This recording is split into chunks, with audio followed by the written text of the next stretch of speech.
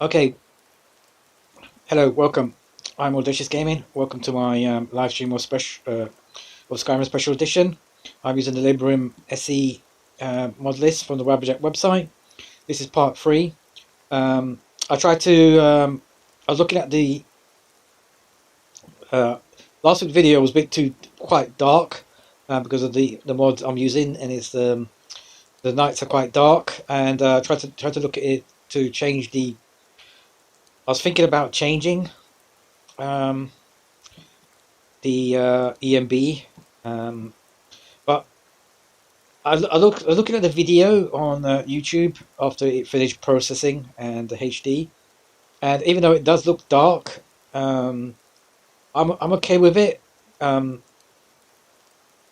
But I do appreciate that it is dark and it's difficult to see. So what I'm going to do is I'm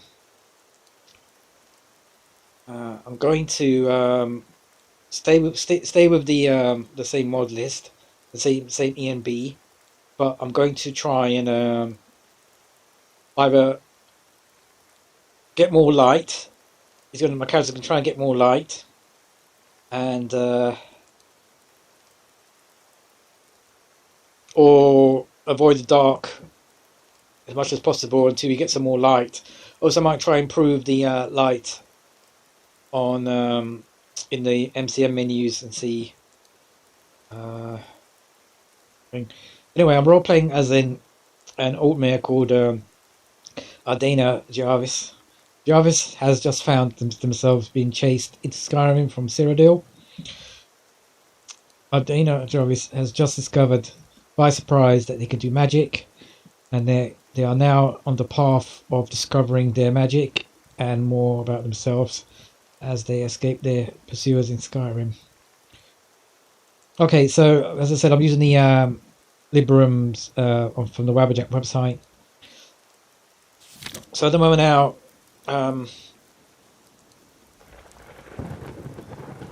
we're trying to get past this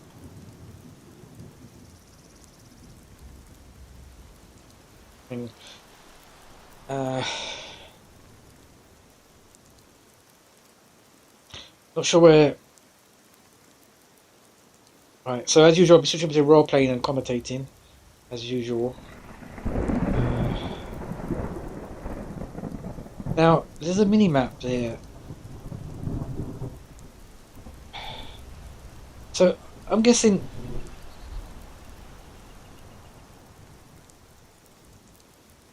So, right.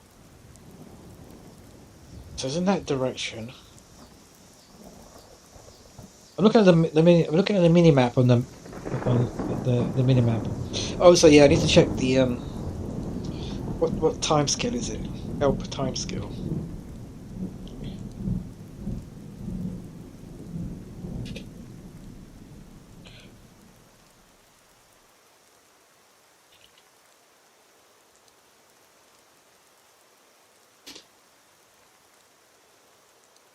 Time scale is 10. Okay, so time scale is 10. Alright, so yeah. So now is there, which one does the let's try and see if we can change the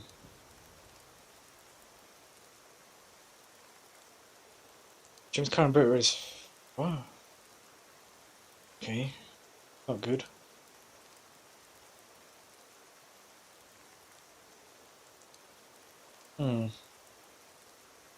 Current string bitrate low. I don't know why that is. So is there any about time?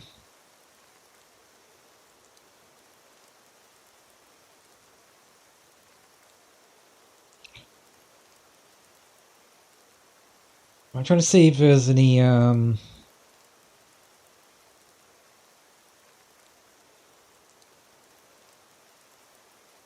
gotten magic. I'm going to I'm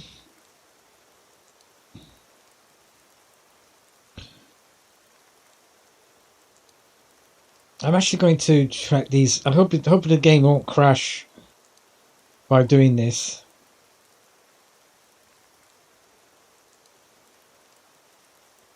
Track this hotkey. Let's actually explain what this thing does. So, wait, hold on. What's that do? What did that say? It said something.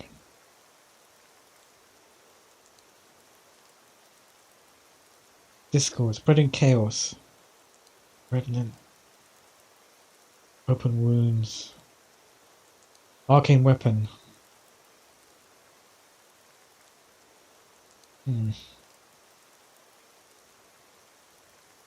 Target bleeds for 10 seconds. Sword breaker. Also disarm target on each. What? So what do you mean? What happens if you tick it? What does it mean? Don't understand. Was that? Haven't got. Does it mean he hasn't got it yet? It's just strange. Paladin. Divine light. Okay, I'm gonna put this all on. Not, hopefully it won't crash the game. I don't know. Is it gonna check this spell? Warlock.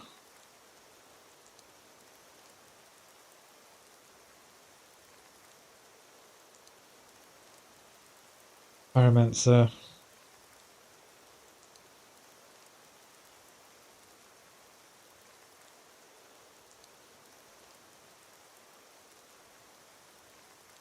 Pyromancer.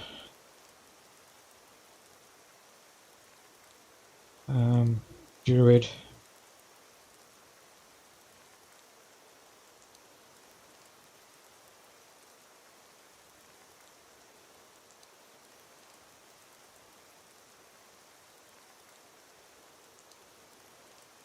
Hopefully it won't crash the game.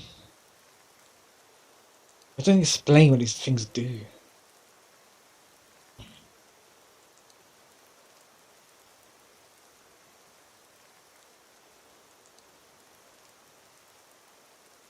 Okay, leave this as alone. I won't touch that one. What's this one again? Right, okay. Then this is unleashed. What is active?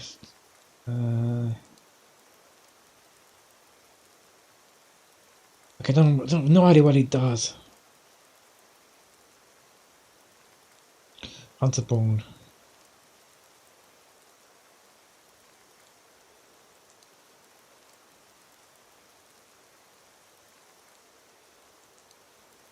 Okay, that's fine. I equip. Yeah, unfortunately, my character hasn't really got anything to equip yet, so I'm gonna look into that properly when she gets more. They get more equipment.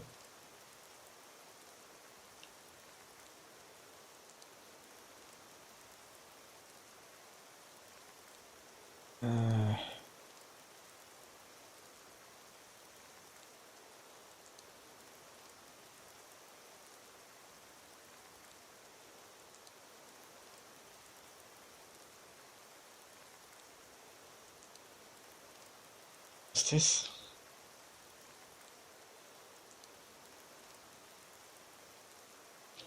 Oh. No, they're fine. No, that's fine. Sleeping encounters.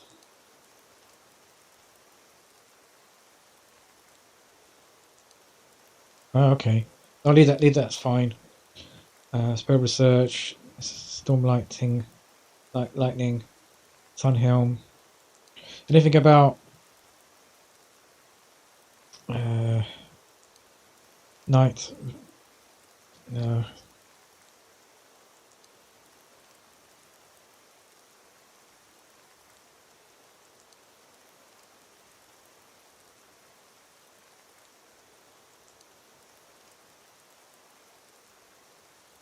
So you've got wearable lanterns, meters, display more layout, show advanced settings.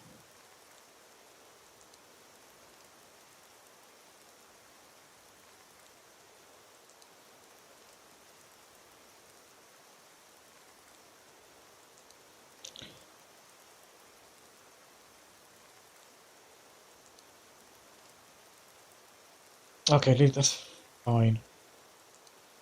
Okay, no, leave that off for now. I got general. So I changed last week. I changed the brightness. All on the front. Mode automatic.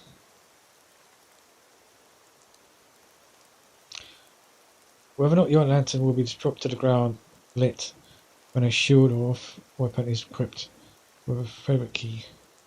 By carrying the lantern in your left hand.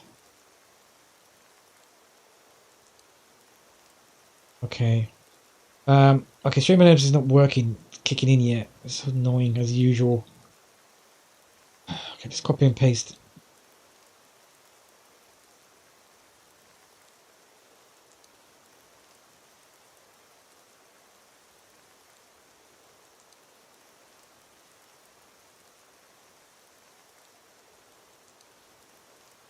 Um,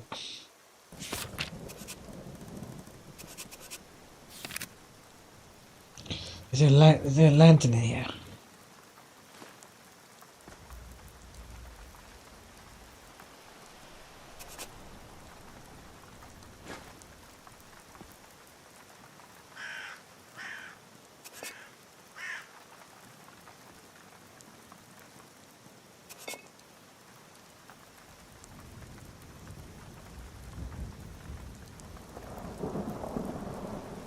Guys, why does it ever stop raining?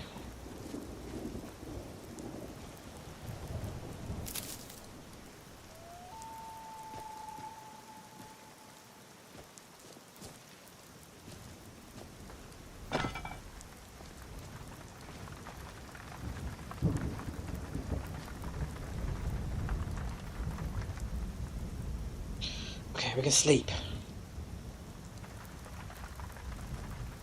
Let's okay,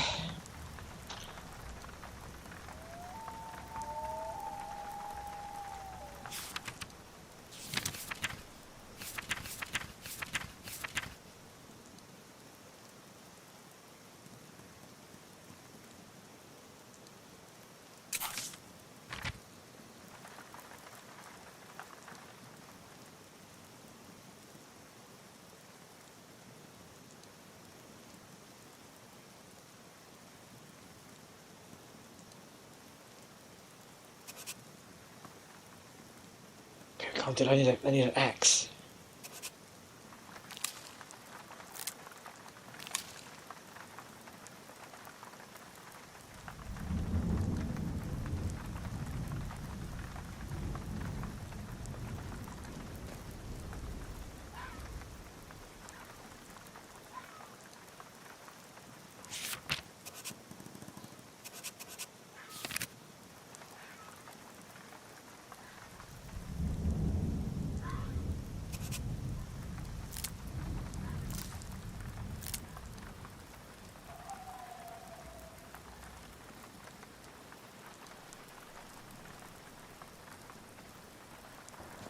Let's try and see if we can make a fire here.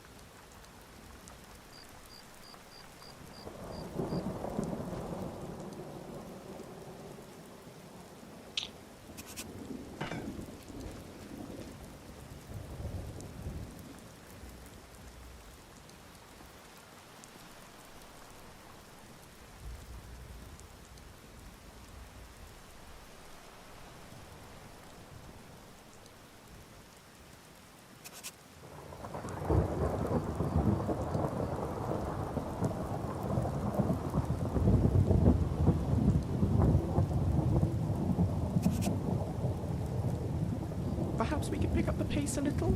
My boots are starting to slosh. Um,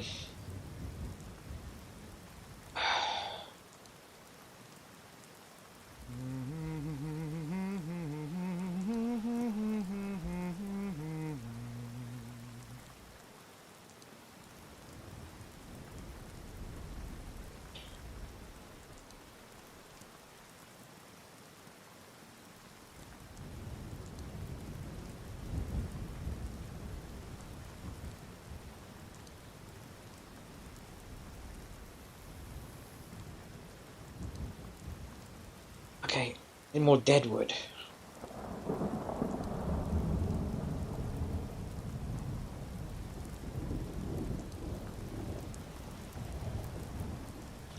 We need more dead wood. Damn it.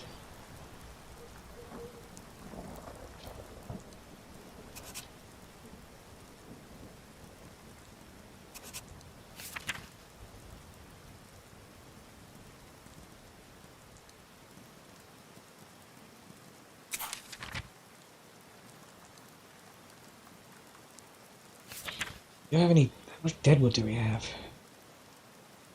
Branches.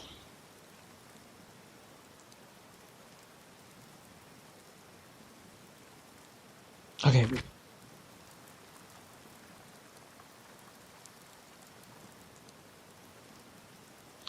Okay, we need an axe.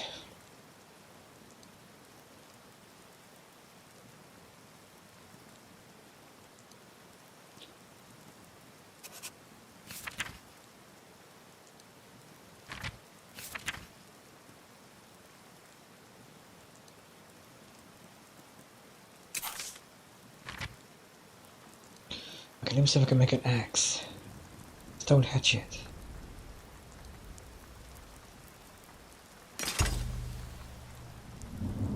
Okay.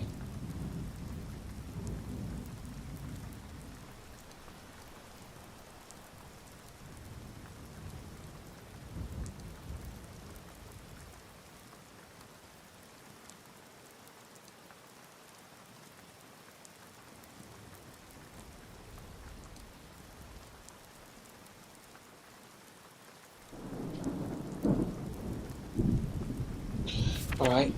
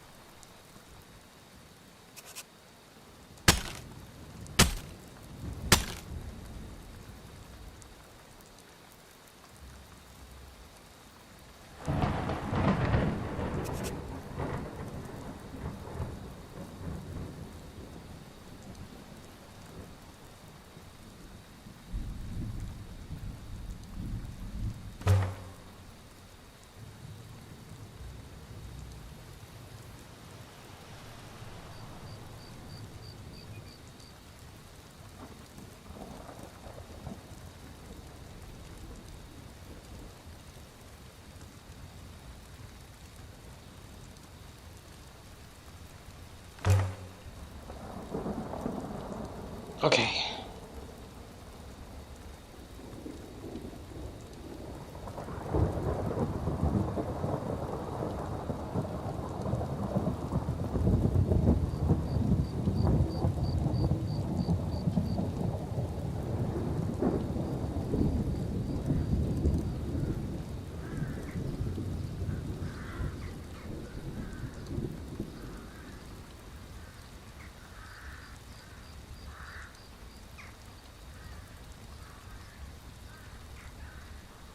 Right. Okay, Lucian, we're gonna wait here.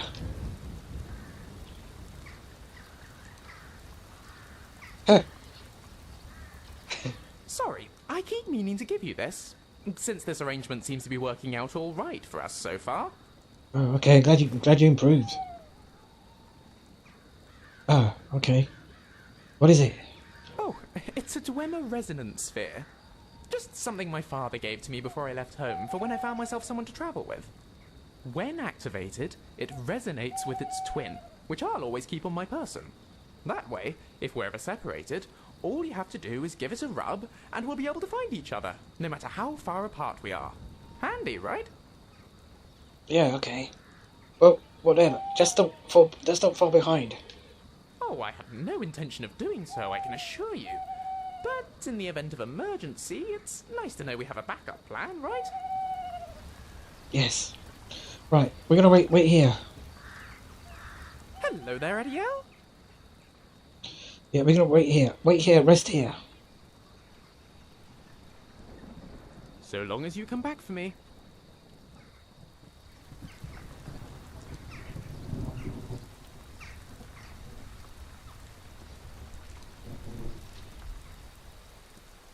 Okay, let's go to skills.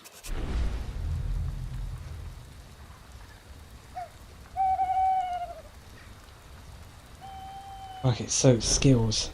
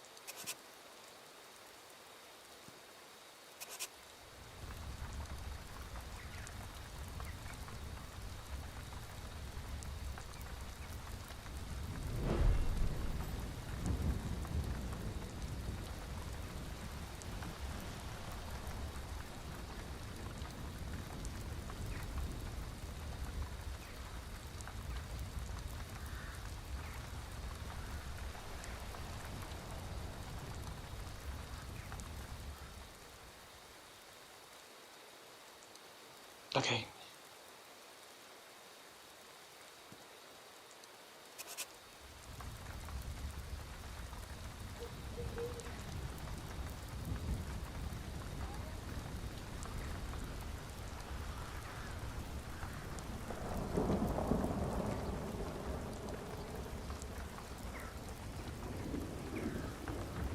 Right, is he sleeping?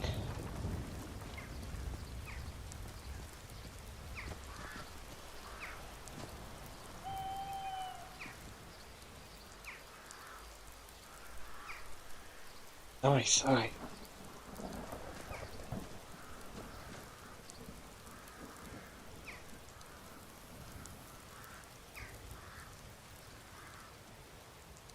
I will sleep for...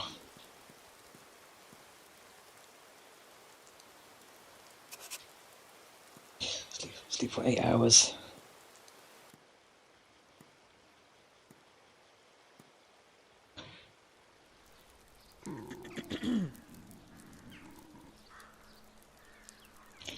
Nice. Lucian slept. Good.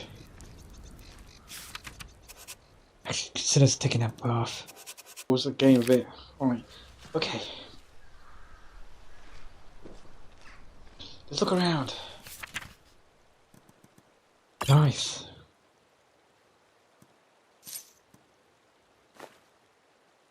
Okay, let's read this. Volume 3.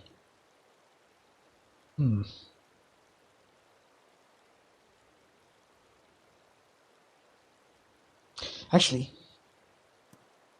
Lucian.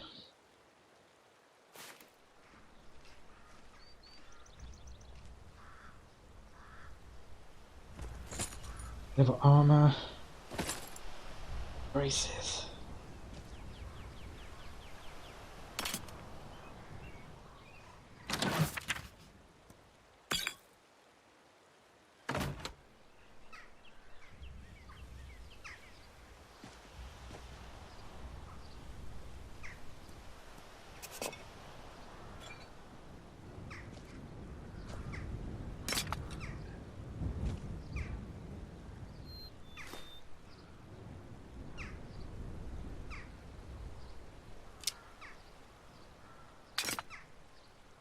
Dagger. Cabin in the woods.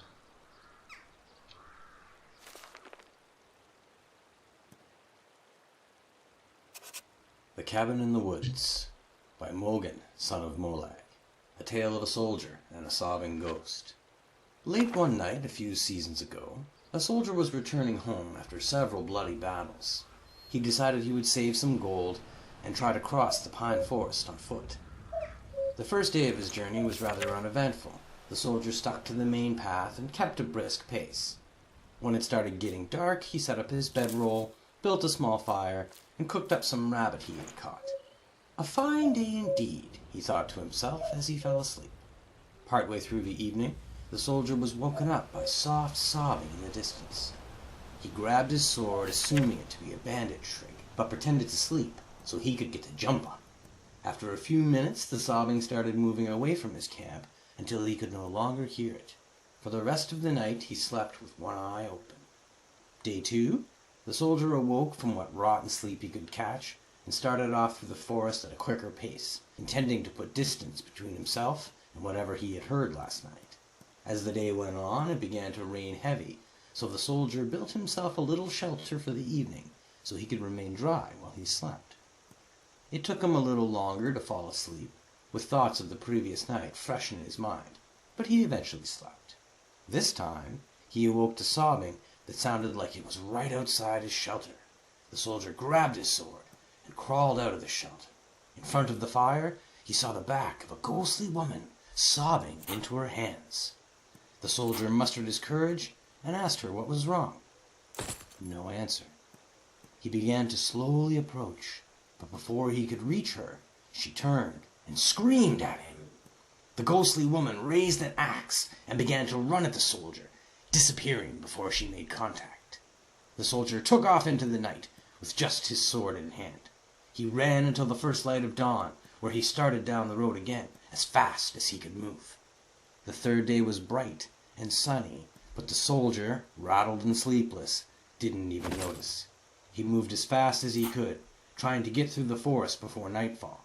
As darkness began to fall, he saw a cabin just off the road and thought to himself that it would be a good place to hunker down for the night.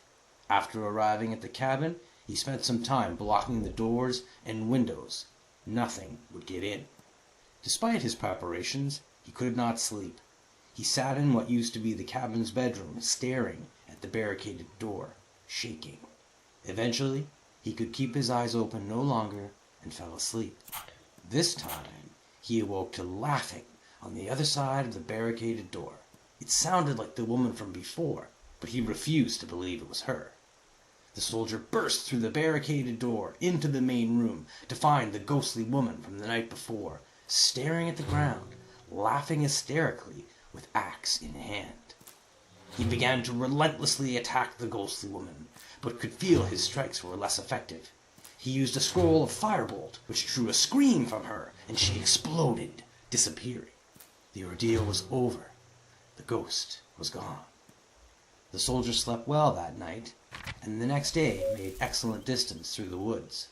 As the sun began to set, he came out on the other side of the forest and looked back, remembering the days before. As he turned and started walking away from the woods, he could swear he heard the sobbing again. Interesting story.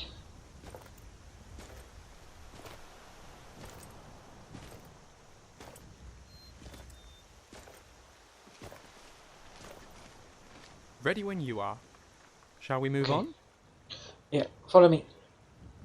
I'll be right behind you. Okay, right. So I need to give some stuff to you. Gabrielle! What's new? Sure, I'll carry what I can.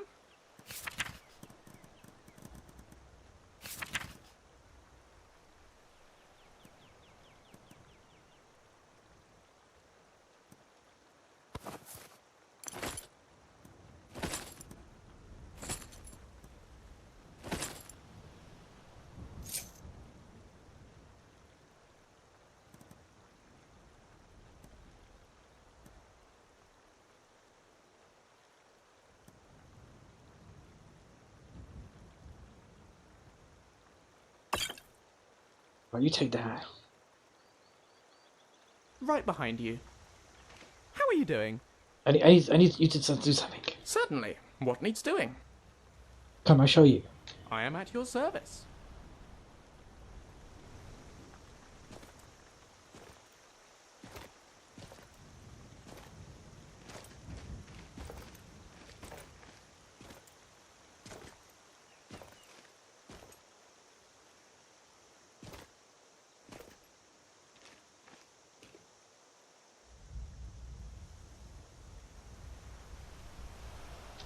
Sure.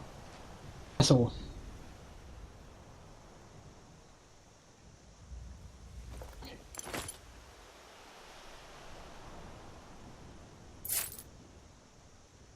Ah, nice. Oh, we got silver mead. Ah, nice.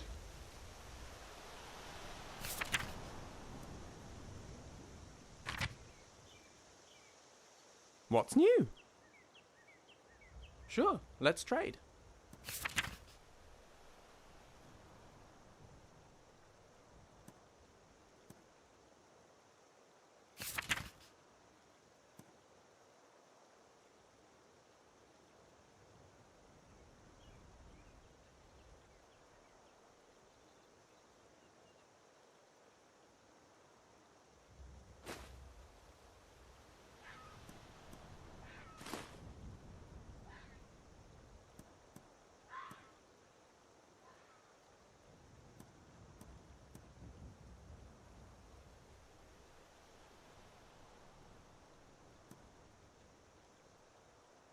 Two silver meads.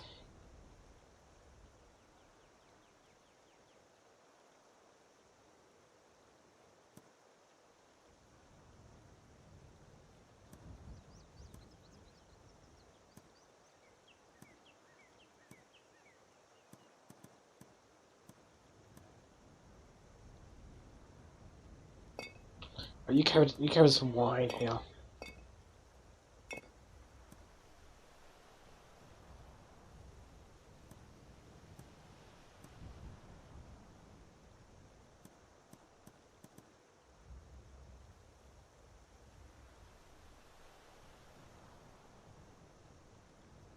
Bye, Adiel.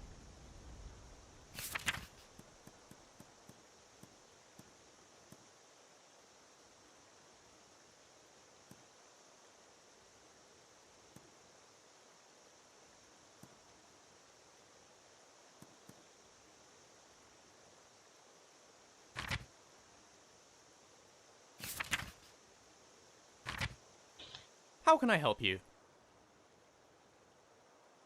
Sure, let's trade.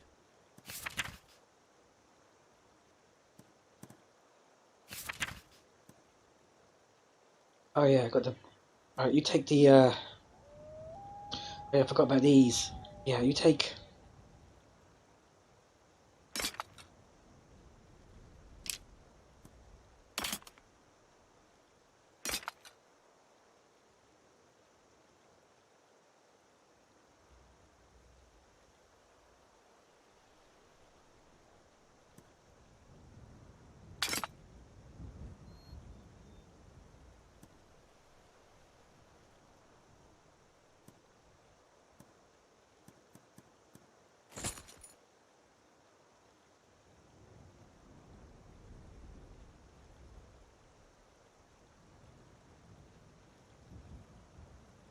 And away we go. Okay.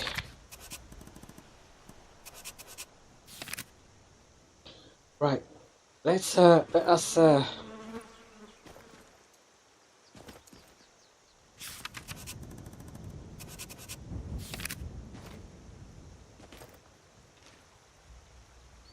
Okay.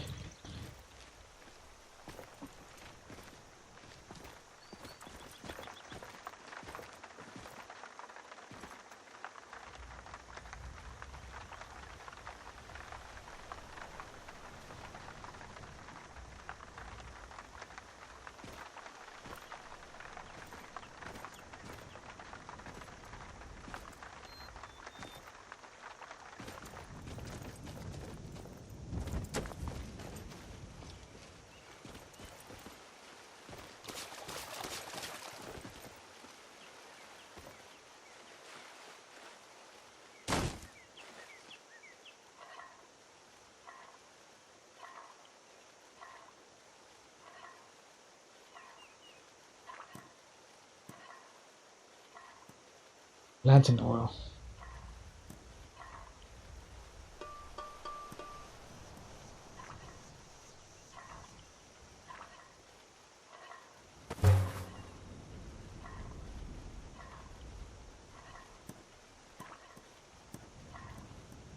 Okay, we need more ingredients for food.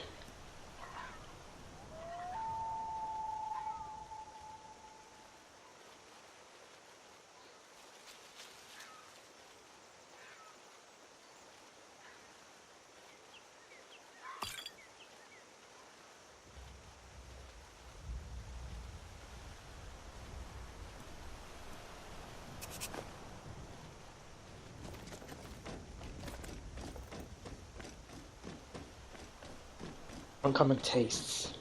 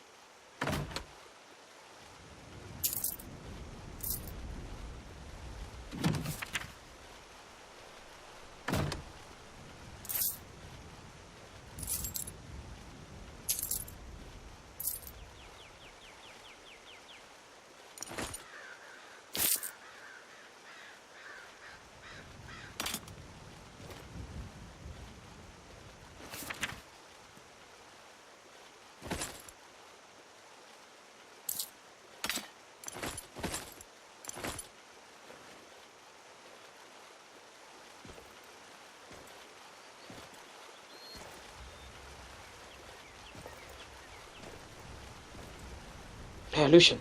How can I assist? Yeah, got some stuff for you. Take whatever you need. I got some more stuff for you here. You might need.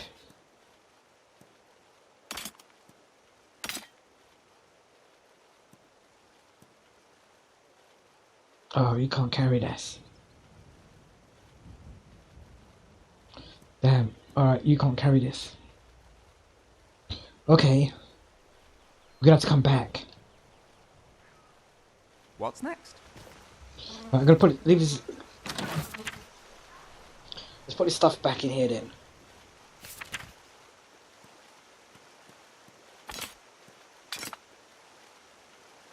We'll come back.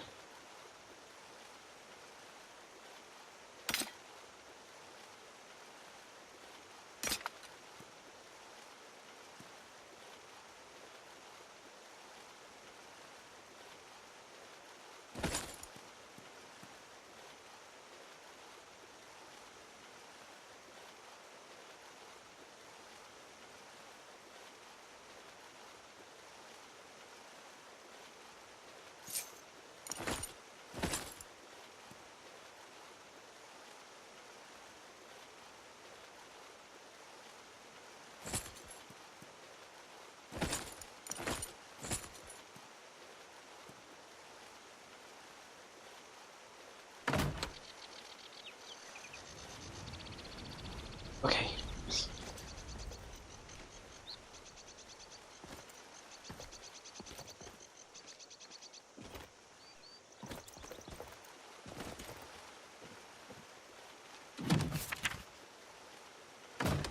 Right.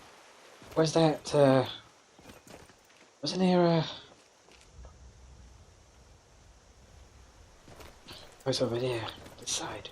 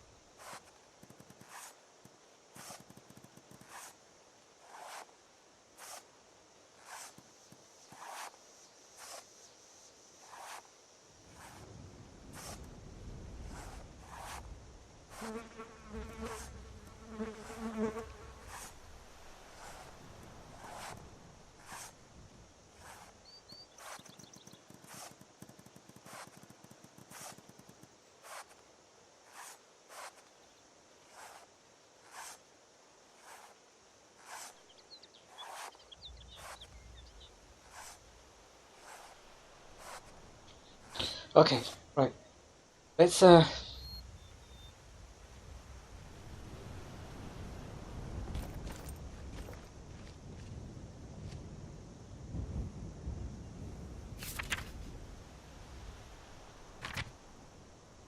let's head back to let's Lucian. Let's head back to the back to Falkreath. Sell some stuff, and then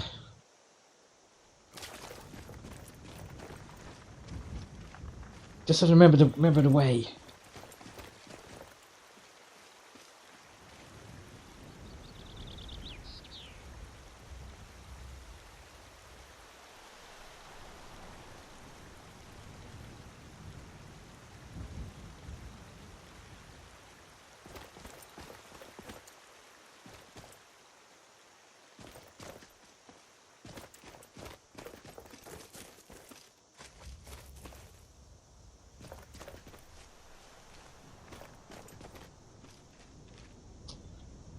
Hmm. Okay, I don't remember the way.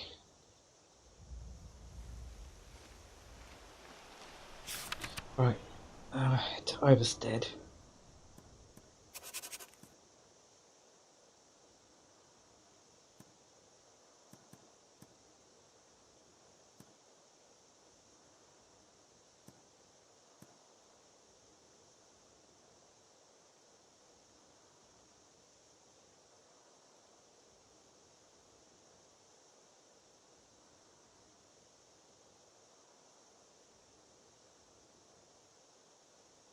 Hmm.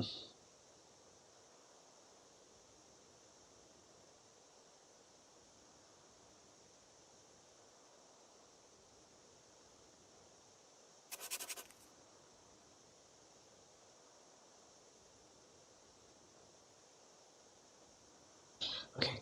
Right. Let's head back to Falkreath.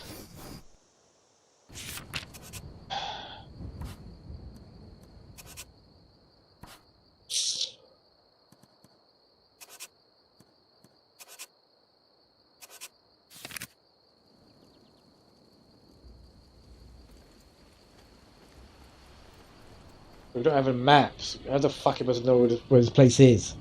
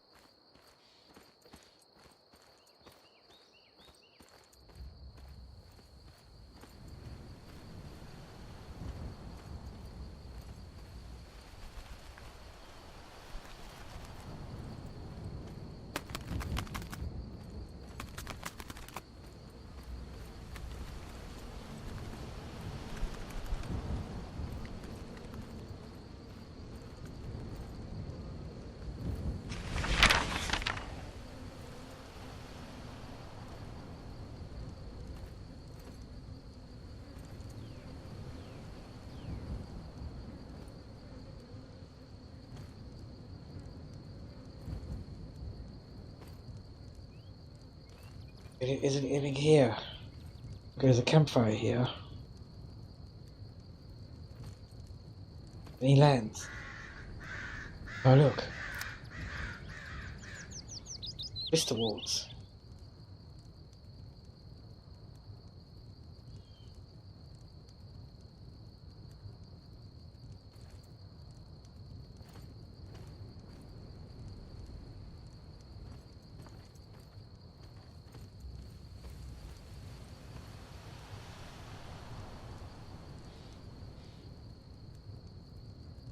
Read the refugees.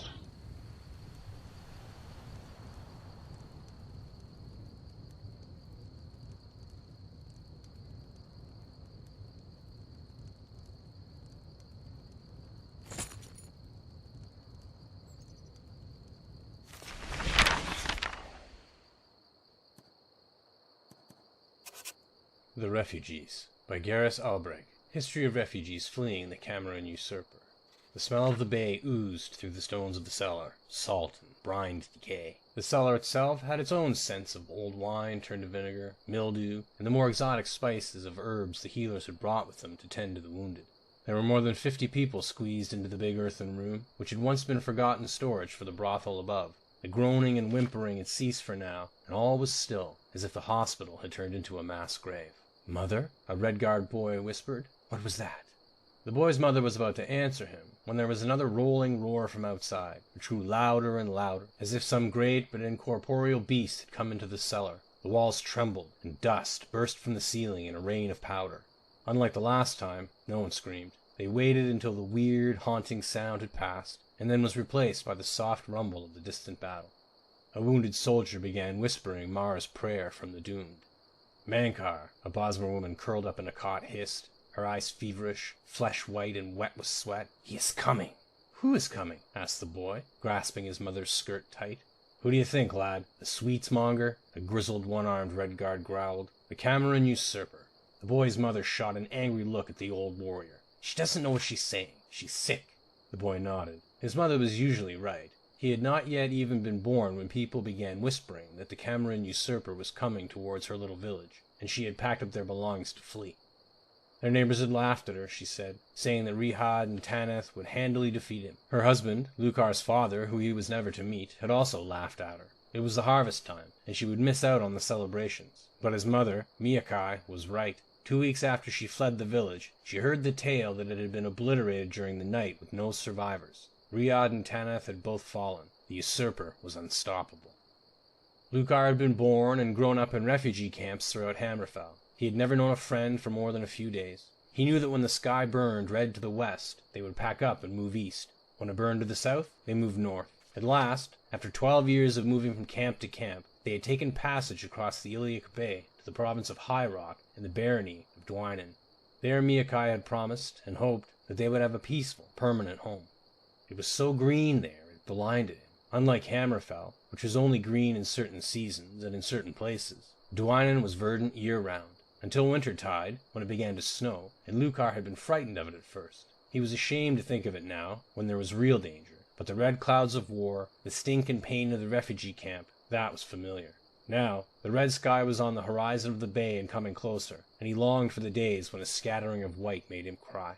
"Mankar!" the Bosmer woman cried out again. "He is coming, and he will bring death." "No one is coming," said a pretty young Breton healer, coming to the woman's side. "Hush now." "Hello?" came a voice from above. The whole room, almost together as one, gasped. A Bosmer limped down the shoddy wooden stairs, his friendly face very obviously not that of the Cameron usurper. "Sorry if I frightened you," he said. "I was told there were healers here, and I could use a little help." Rosena hurried over to take a look at the Bosmer's wounds on his leg and chest. Disheveled but still beautiful, she was one of the favorites at the brothel, who had learned her healing skill, along with her more vocational skills, at the house of Debella. She carefully but quickly pulled the rent leather cuirass, chaussets, tassets, greaves, and boots off of him, and placed them to the side while she examined the injuries. The old Redguard warrior picked them up and studied them. "You were in the war?" "Next to it is probably a better way to put it," the Bosmer smiled, wincing slightly at Rosena's touch. "Behind it, beside it, in front of it. My name's Orban Elmlock. I'm a scout. I try to avoid the real battle, so I can get back and report what I see. A good job for people who don't like the color of their own blood very much." "Hizim," said the warrior, shaking Orban's hand. "I can't fight anymore, but I can fix up this armor if you're going to return." "You're a leathersmith?" "Nah, just a jack of all trades," replied Hizim, opening up a small canister of wax to prep the hard but flexible leather. "I can tell you were a scout from the armor, though. Can you tell us what you've been spying on? We've been down in here for half a day now, with no word from the outside."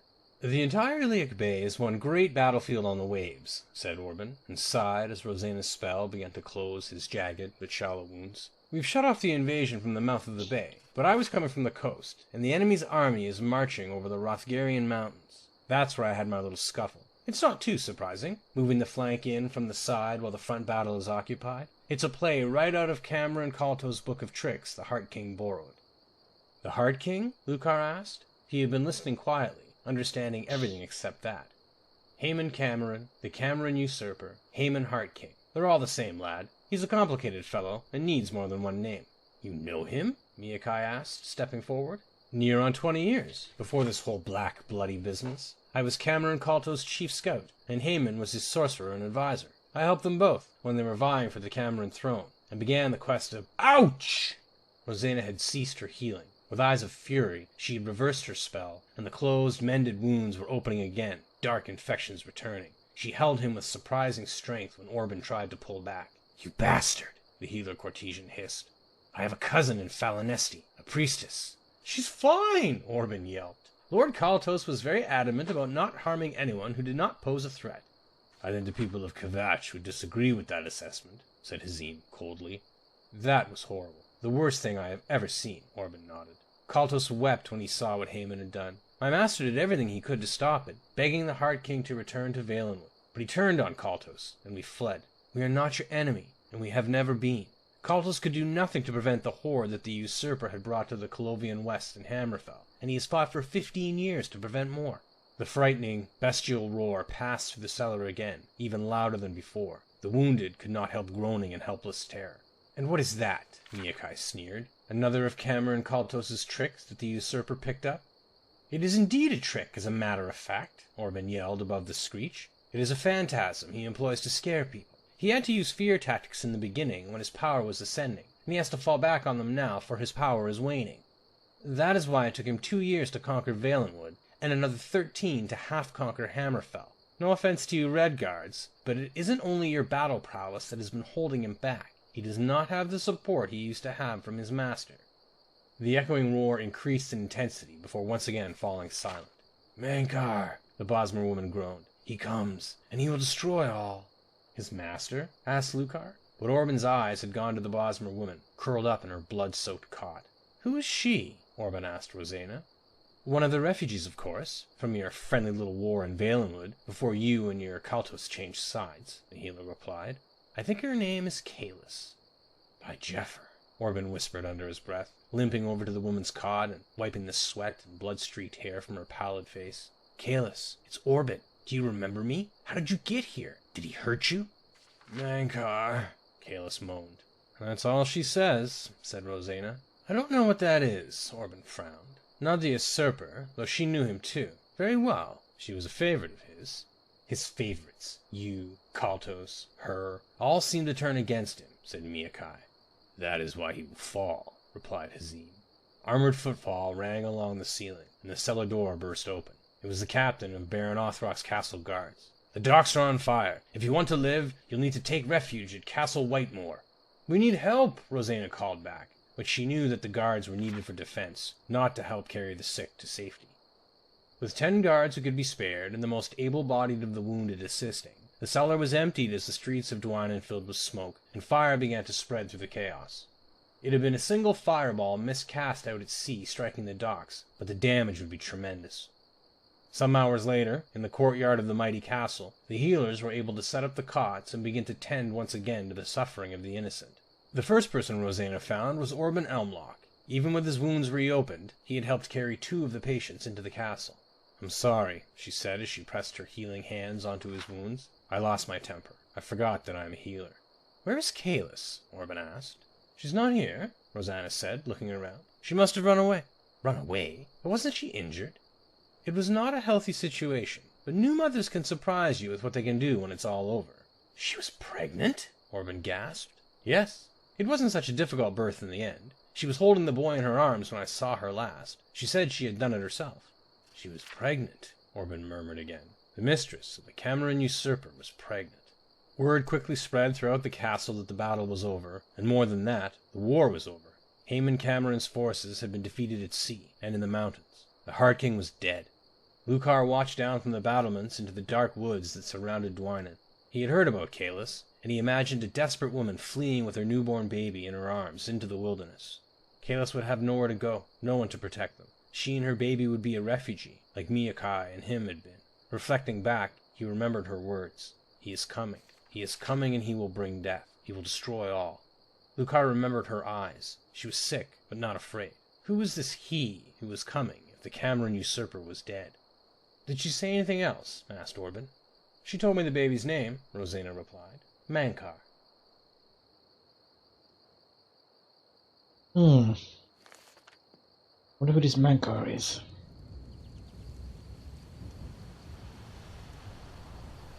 Okay.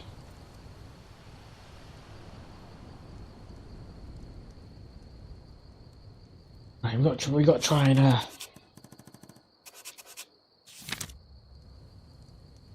we're trying to get to safety.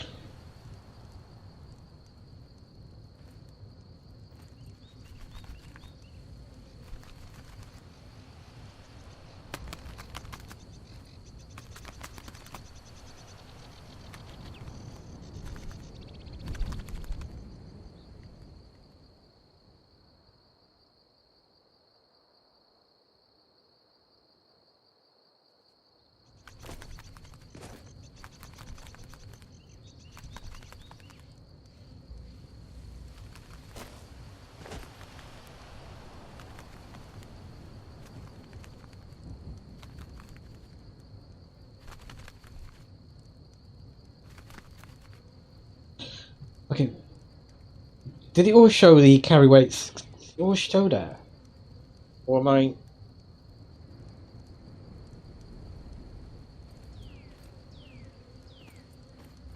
Right, let's try and see if we can get to the rabbit here. No lamps here. No lamps. No lanterns here.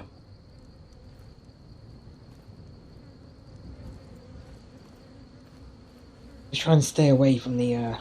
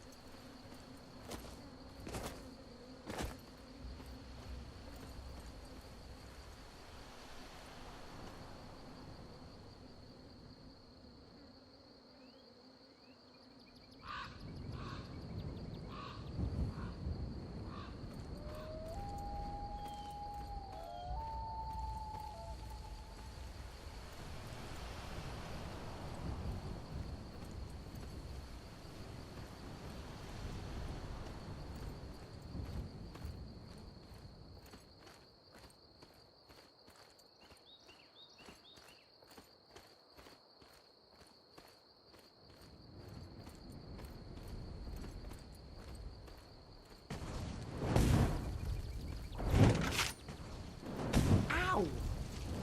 Ah! This is rough.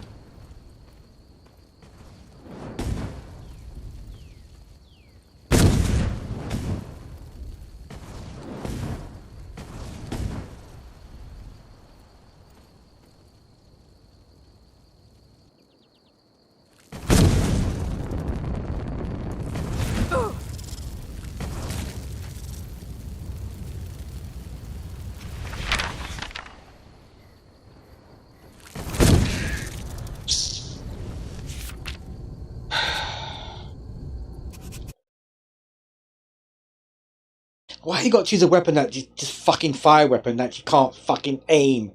That doesn't fucking shoot far.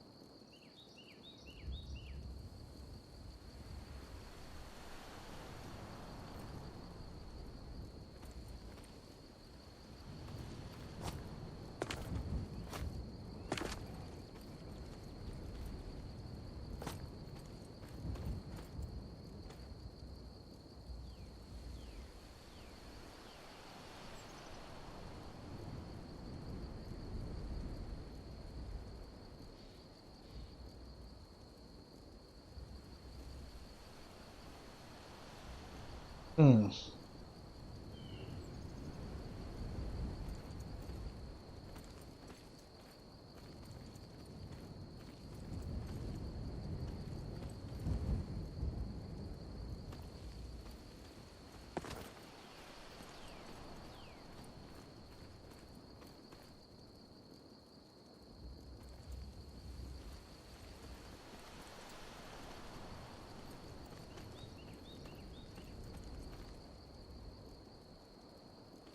Right, come on, let's go.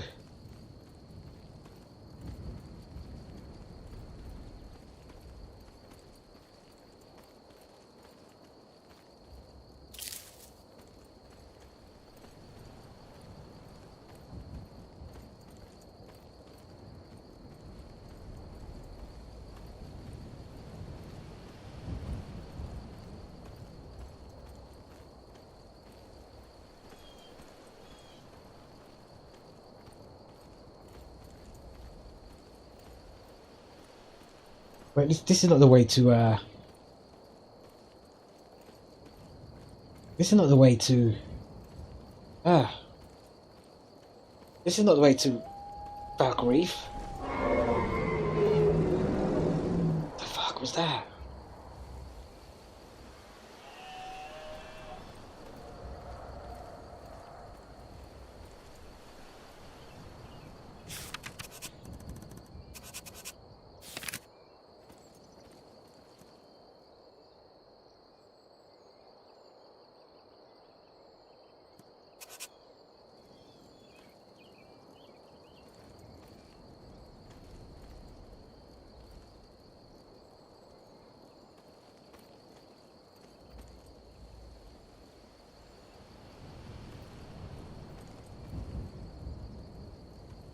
Hmm. Where are we? Lucian, do you know where we are?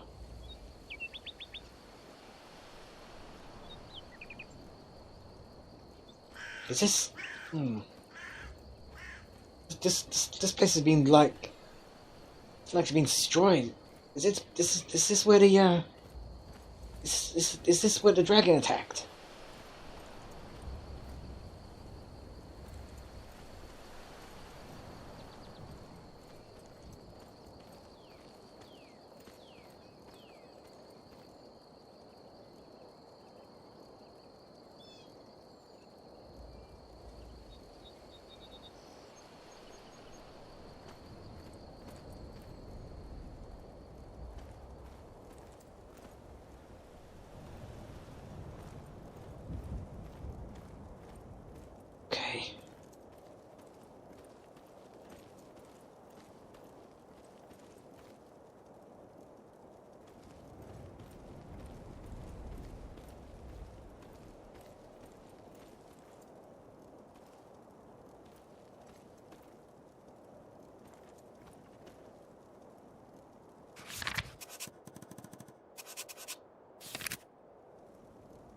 I'm not sure where we are. Stop pressing the...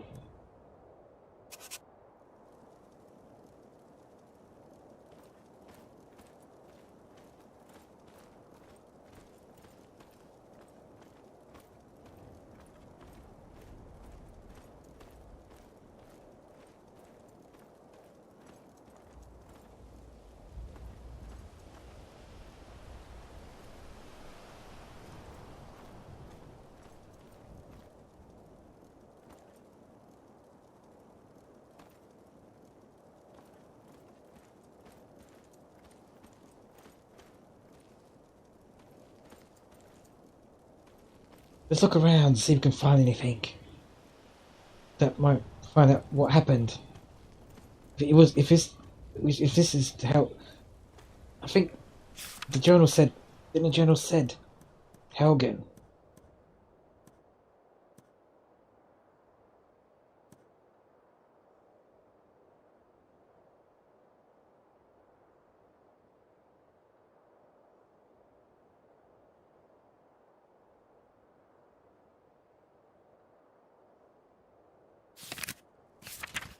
I was given this. Right. Also, my character. See, the problem is like, so my character, like Helgen, these books.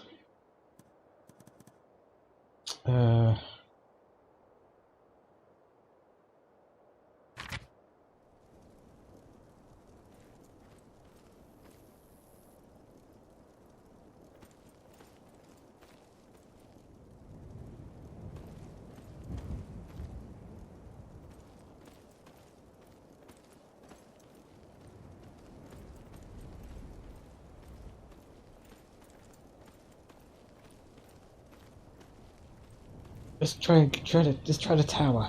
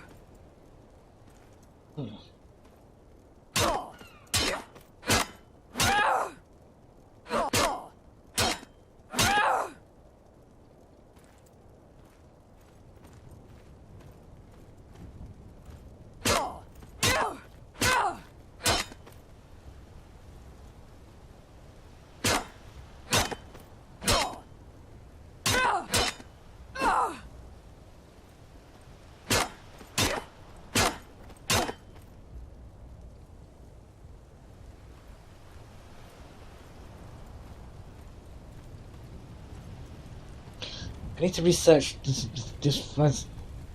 research the spells.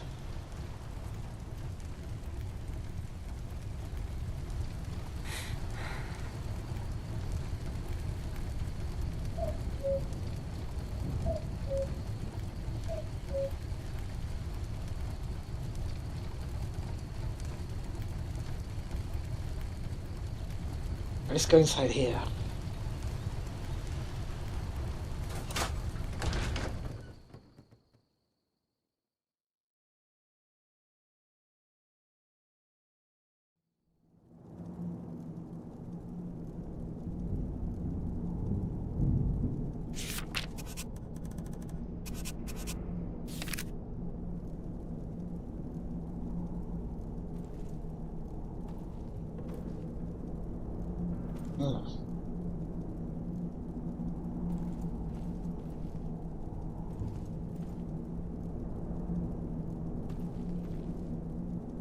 What now? Take whatever you need.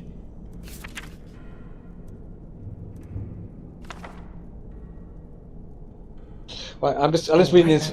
Obviously, my character won't pick. Obviously, doesn't have this book. Okay, this is for me, the player, to fully understand. Okay, Helga Reborn Guide. Welcome to Helga Reborn. Just what has been loaded. Let's begin. Just follow the quest normally. But before you speak to Marcus in my quest, let's say you make the take over the Helgen.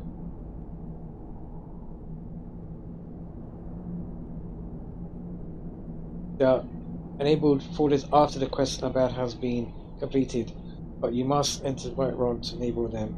Okay. And you will know for sure that.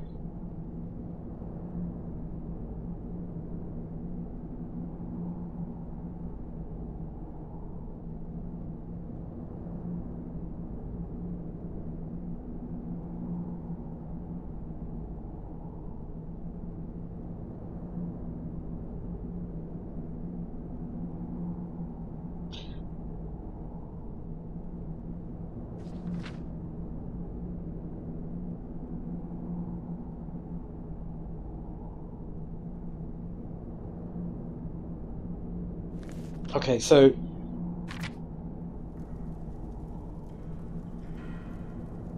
alright, so just look around. Okay, so the bandits haven't spawned.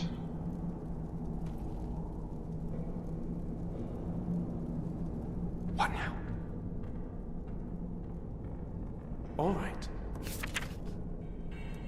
So the bandits haven't spawned, so I need to go to Whiterun.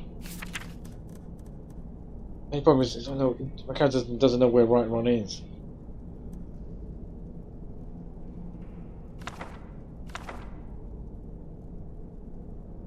Let's So get it's- moving. So just look around anyway, just to see what's here.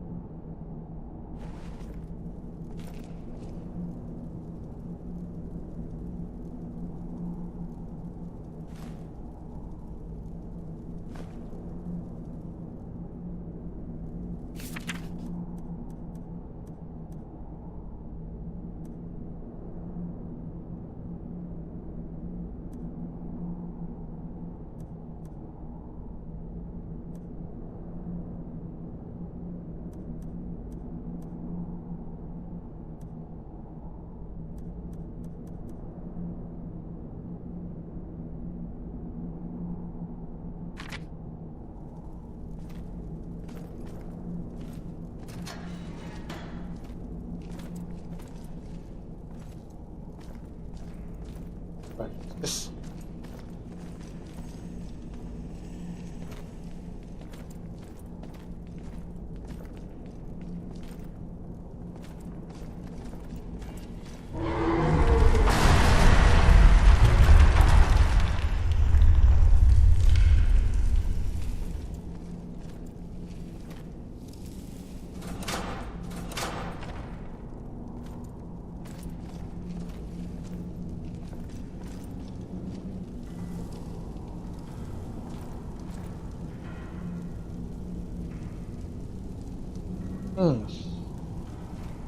Let's see if we can find a lantern.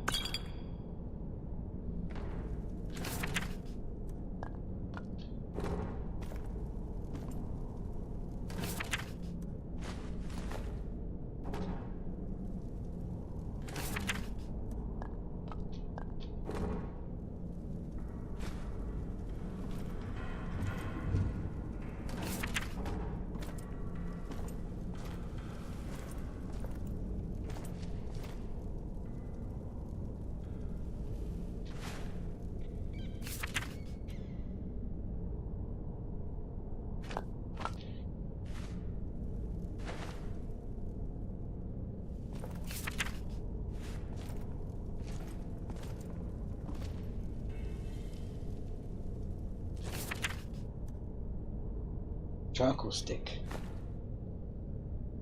Okay, I don't know why I'm taking that.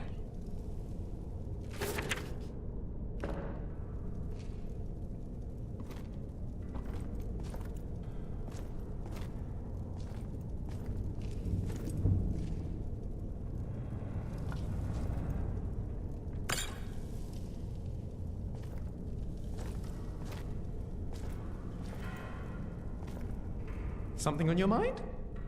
Yeah, I need to take some stuff. Of course.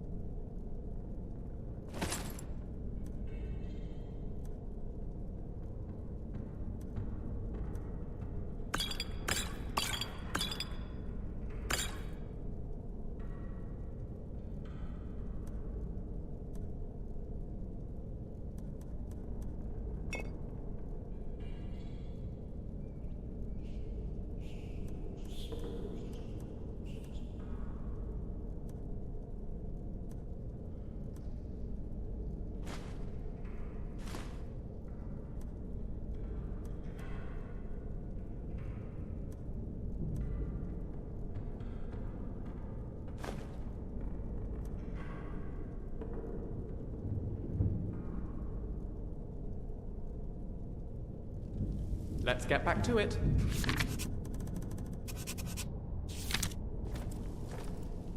Right, can I look? Can I?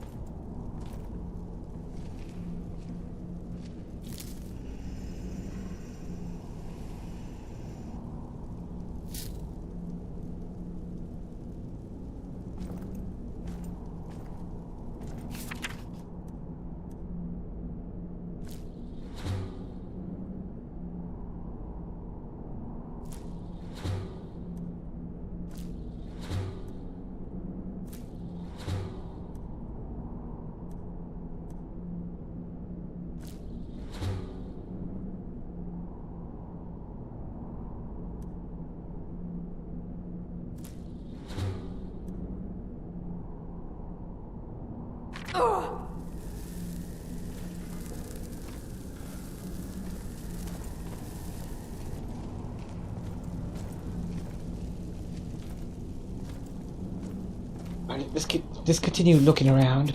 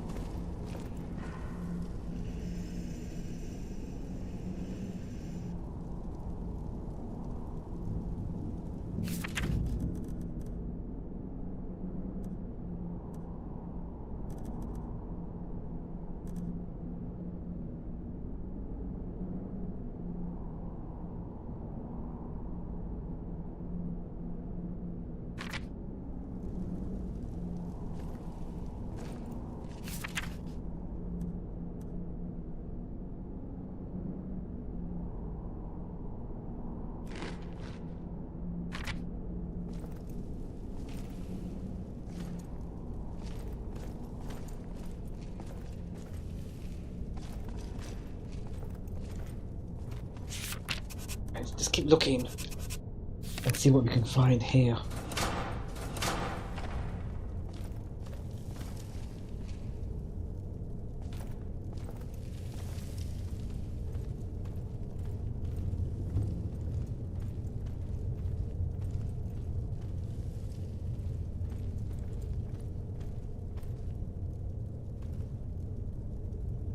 Shit. Who's that?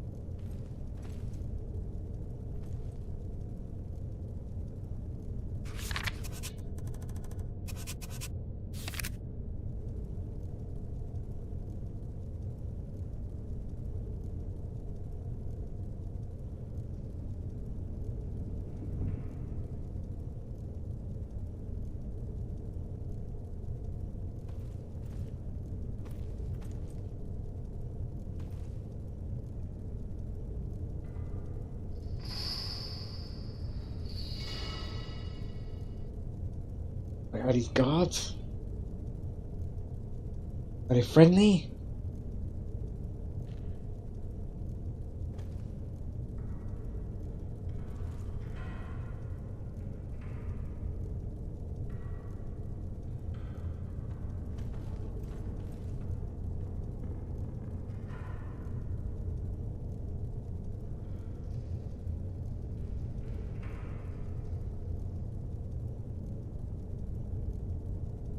Are they friendly or not? I don't know if they're friendly.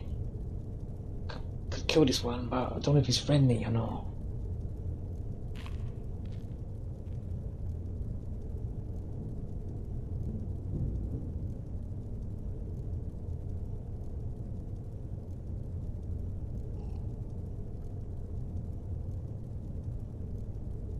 Have a fascination with fire, do we? So who are you?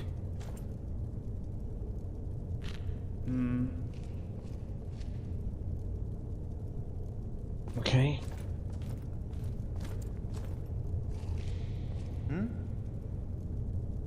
What are you guys doing here? Yeah? Okay.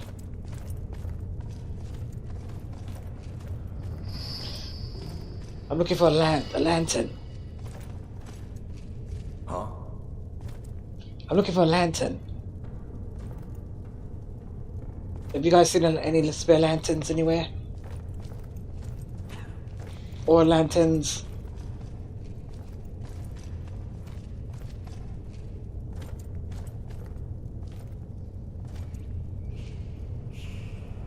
Book of the Dragonborn. What's this about? Oh, lockpicks.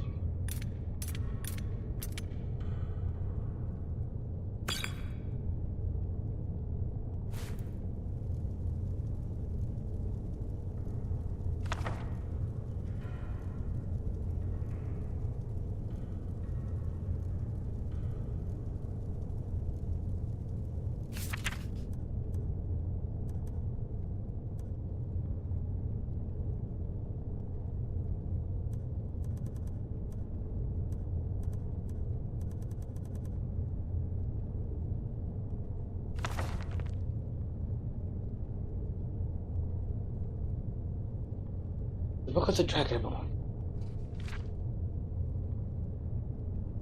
Many people have heard the term Dragonborn. We are of course ruled by the Dragonborn emperors. But true meaning of the term is not commonly understood. For those of us in the Order of Talos, this is a subject near and dear to our hearts. And in this book I will attempt to illuminate the history and significance of those known as Dragonborn down through the ages. Most scholars agree that the term was first used in connection with the Covenant of Akatosh, when the Blessed Saint Alicia was given the amulet of kings and the dragon fires in the temple of the one where first lit. Akatosh, looking with pity upon the plight of men, drew precious blood from his own heart and blessed Saint Alicia with this blood of dragons, and made a covenant that so long as Alicia's grand generations were true to the dragon blood, Akatosh would endeavour to seal tight the gates of oblivion, and to deny the armies of Daedra and undead to their enemies. The Daedra, loving Aelids, those blessed by the Akatosh with the dragon blood, became known more simply as Dragonborn. Connection with the rulers of the Empire was thus there from the beginning. Only those of the dragon blood were able to wear the amulet of kings and light the dragon fires. All the legitimate rulers of the Empire have been Dragonborn. The emperors and the empresses of the first Cyrodil Empire, founded by Alicia, remain Cyrodil. Ah! I didn't know that. Ah, interesting. Ah.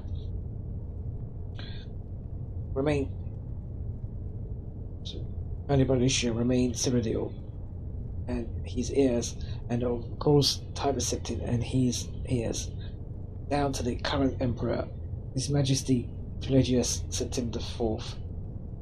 Because of this connection with the emperors, however, the other significance of the Dragonborn has been obscured, largely forgotten by all, but scholars and those of us dedicated to the service of the Blessed Chalice. Who was Tiber Septim? Very few realized that being Dragonborn, not simple matter of heredity. Being the blessing of Akatosh himself, it is beyond our understanding exactly how and why it is bestowed. Those who became emperor and light their dragonflies are surely Dragonborn. The proof is in the wearing of the amulet and the lightning of the fires. But were they Dragonborn and thus able to do these things, or was the doing the sign of the blessing of Macintosh, descending upon them. All that we can say is that it is both and neither a divine mystery. The line of septim have all been dragonborn, of course, which is one reason the simplistic notion of it being hereditary has become so commonplace. But we know for certain that the early Cyrillic rulers were not all related. There's also no evidence that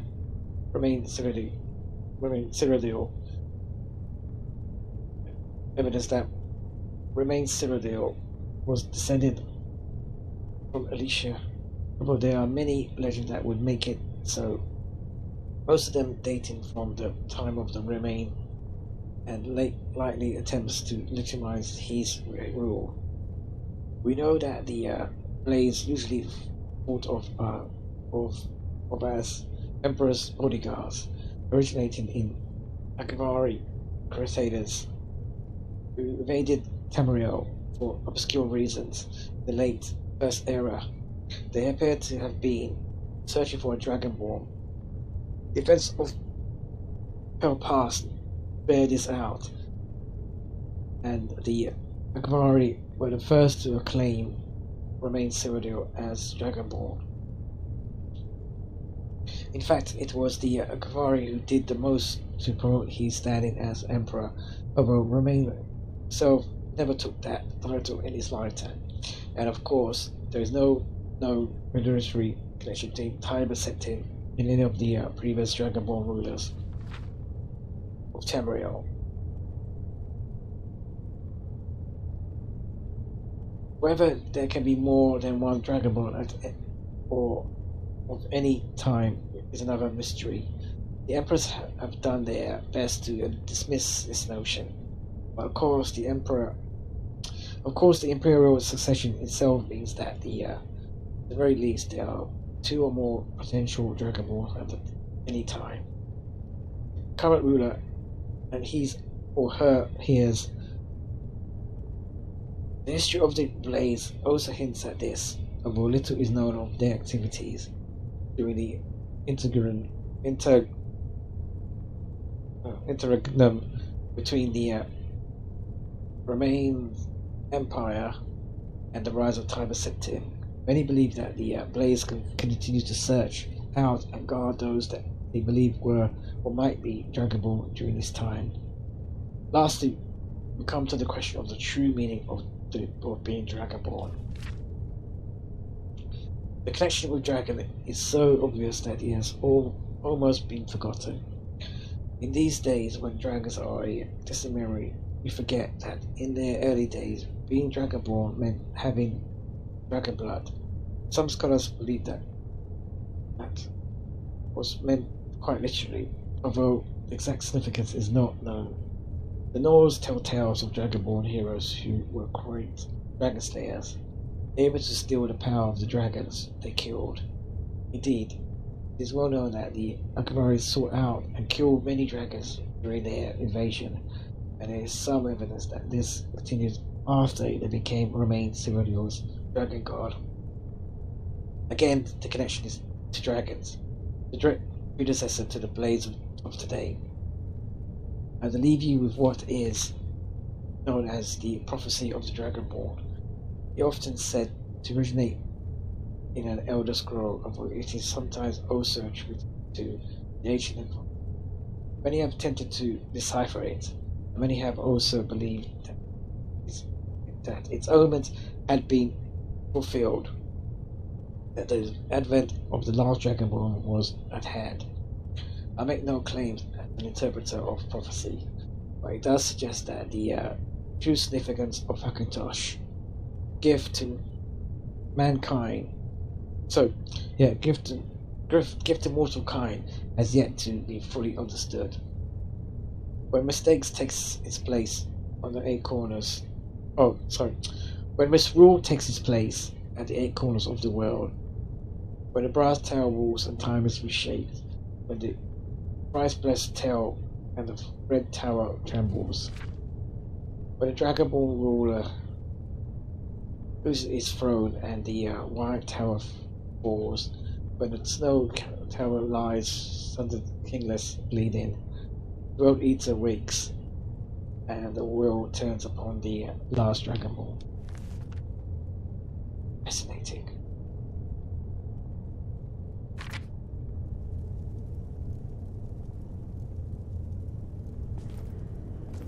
Dragonborn, did you see he read that? Lucian Flavius, reporting for duty. Yeah. Read this book. Donations are always appreciated. Oh, you want the stuff back? No, We no. can discuss that later. No, read this book. It's about Dragonborns and dragons. You might find it interesting.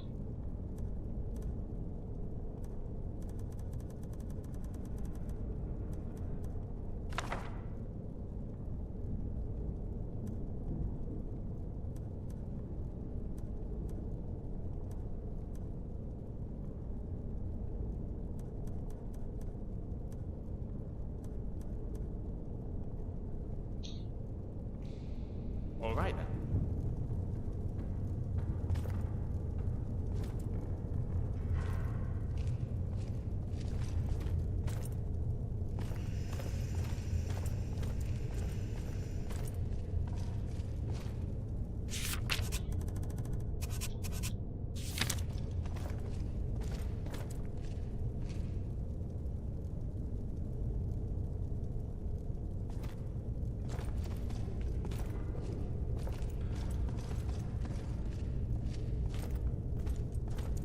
Let's keep looking around here.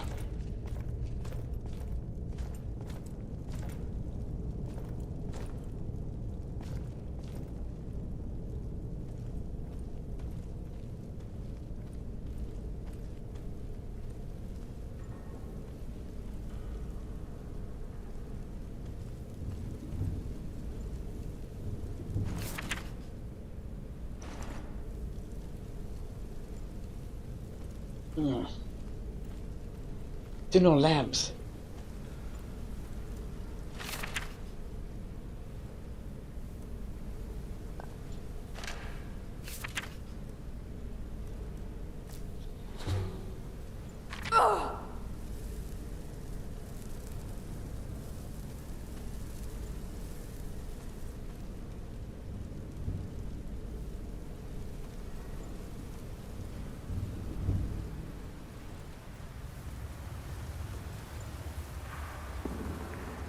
Okay, we'll come back. We'll come back. Okay.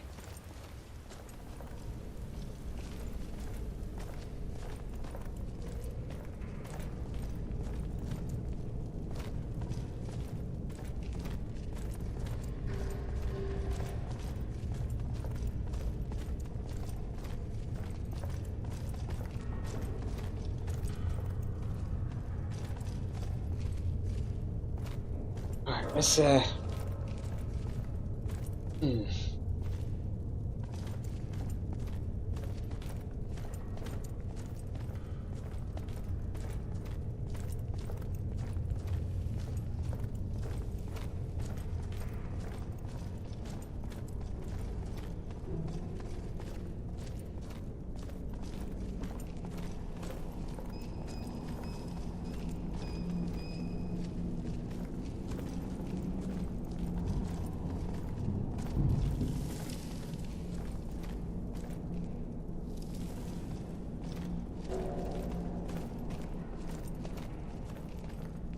right.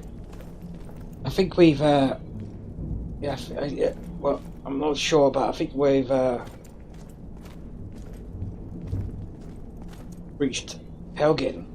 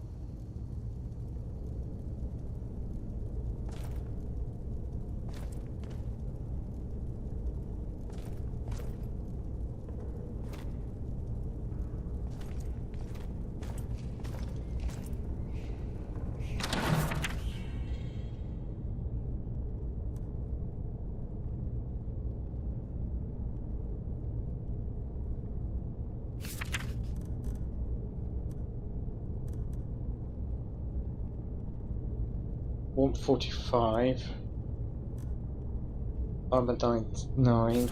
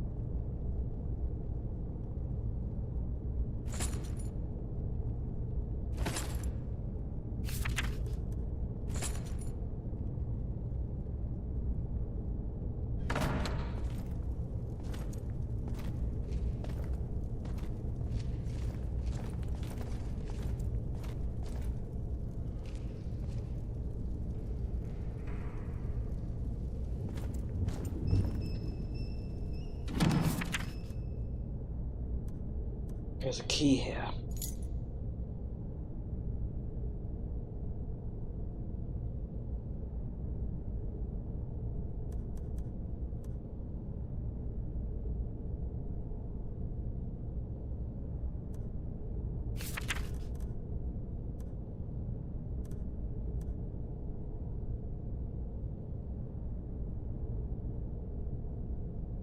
$28, 125.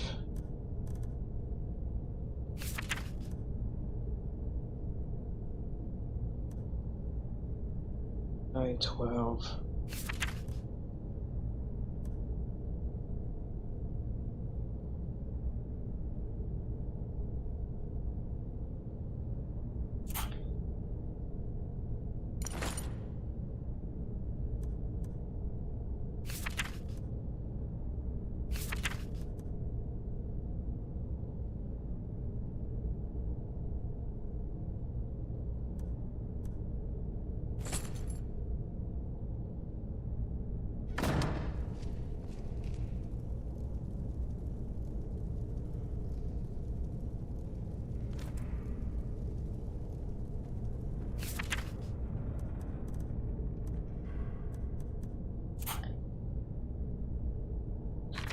Okay, let's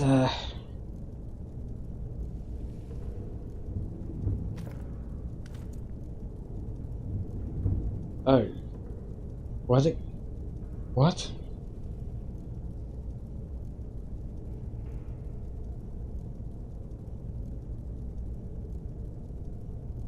What happened there? Why is the weight gone up to 54 down to 54?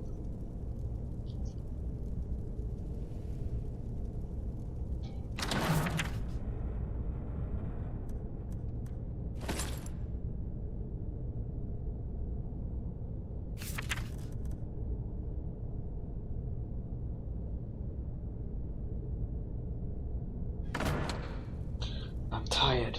Need to sleep.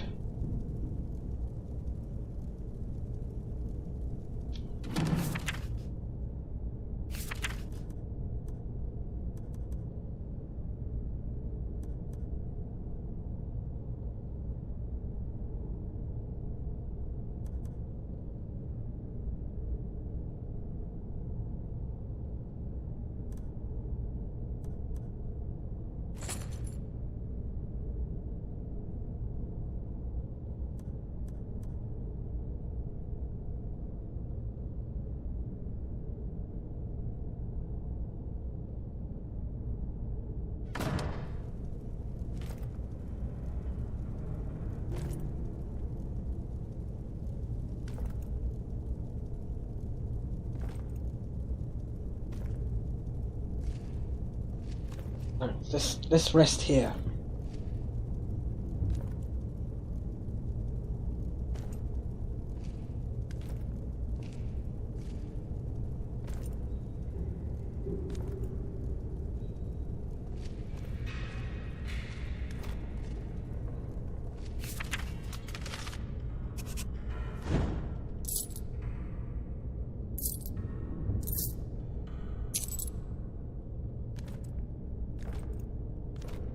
Right, Lucian, we need to rest here.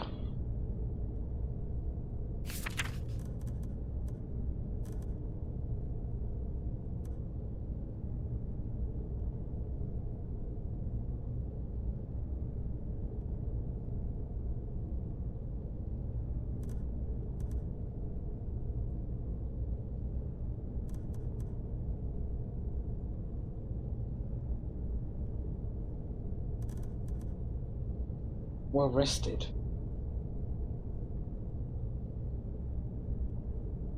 So, why did the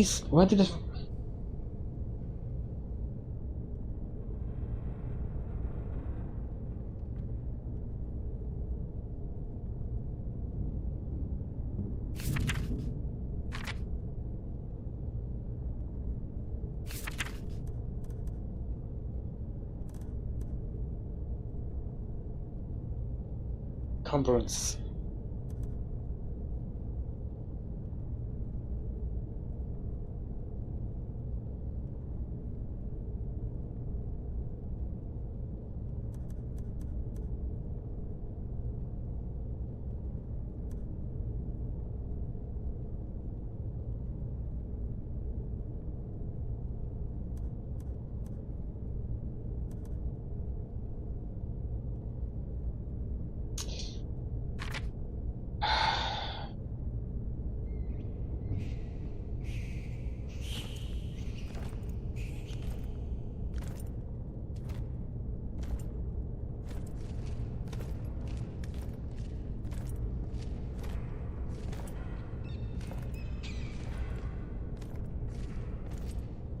Okay, you can't sleep in his bed.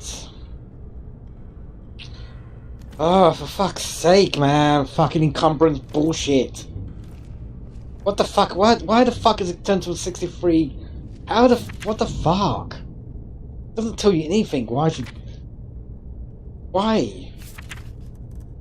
What the fuck happened here?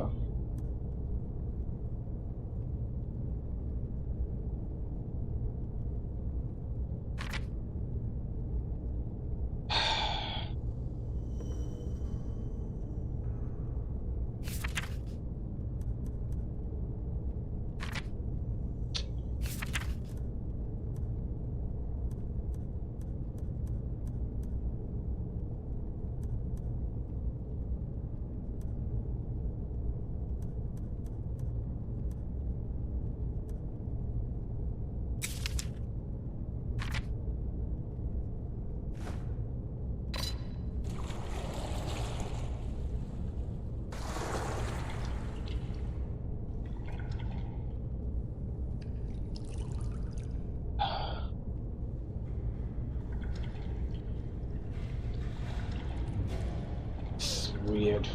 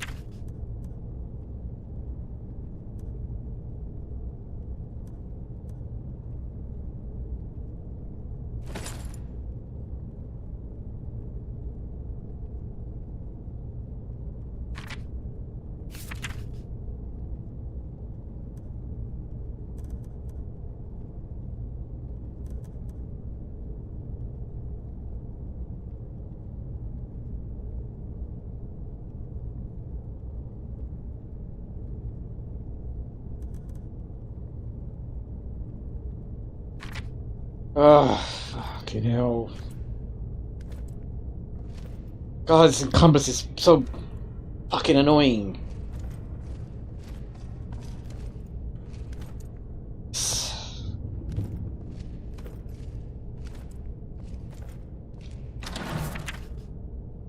She can't carry fuck all. What the fuck was a fucking carry? This is so boring. Stupid. Oh my god, it's so fucking annoying.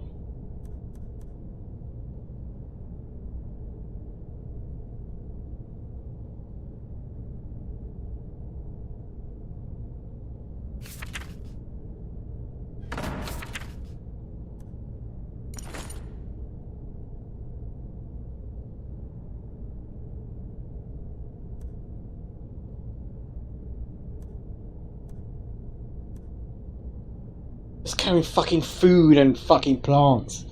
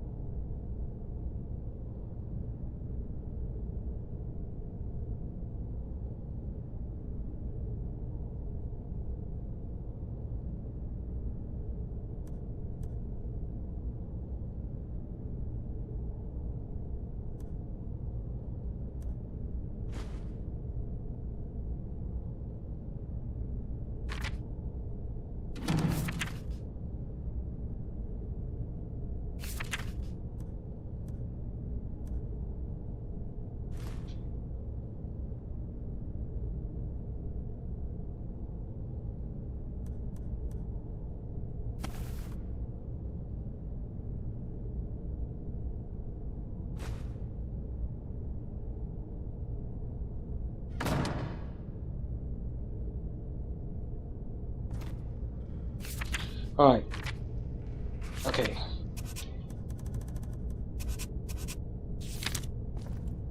Let's get out of here.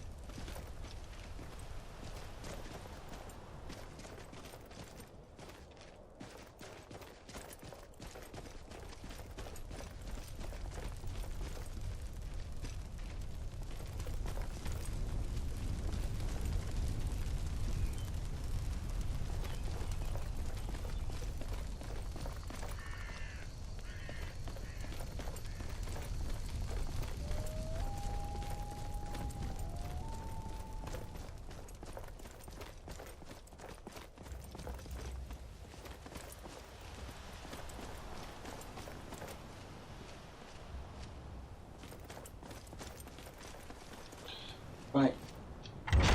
We've completely, well, let's carry on.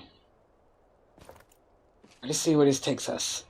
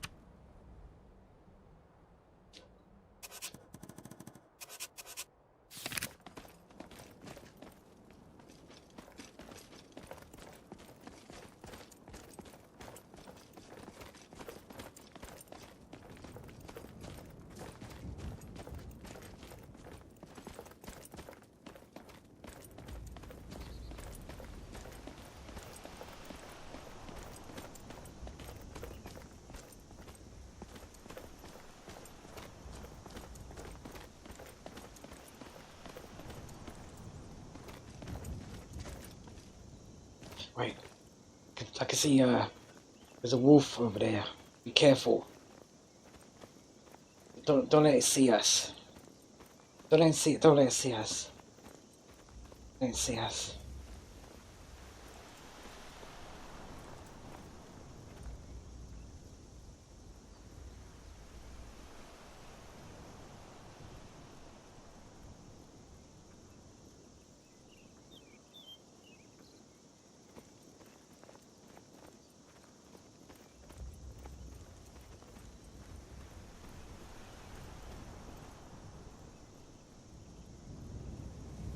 That's interesting.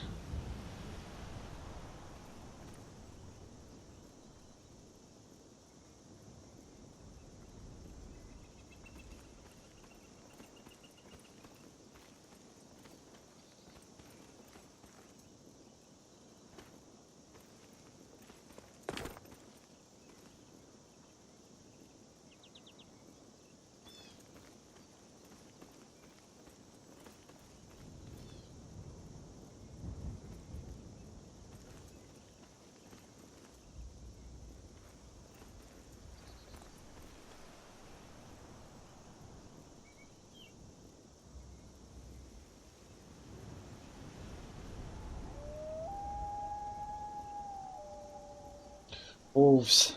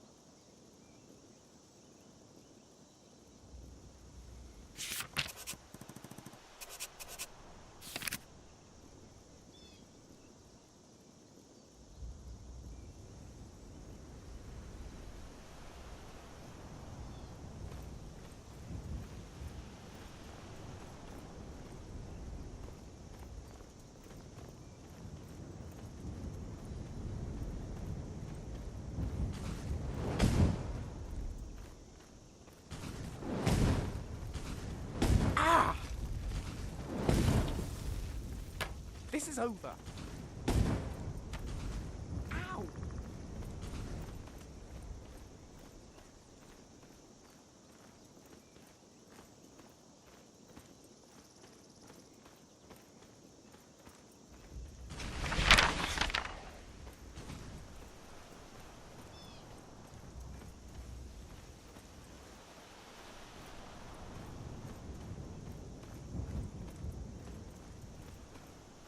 Wait, there's a banner there.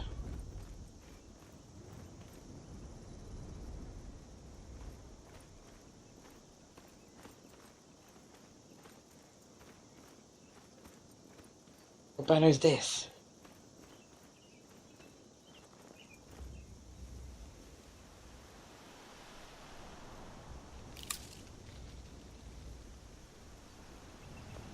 Whose banner is this? I don't recognize the banner.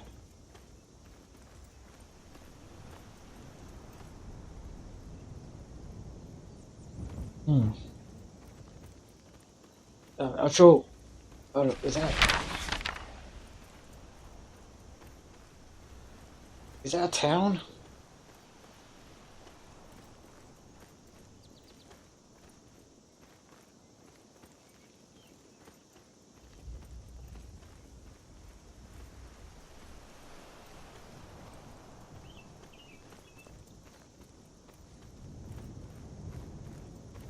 Yeah, I'm sure. I'm sure Lucian will catch up.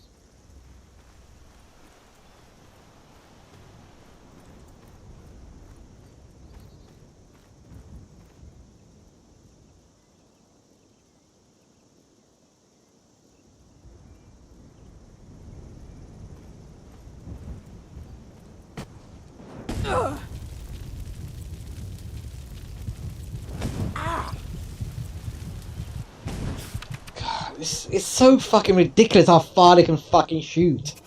It's so stupid.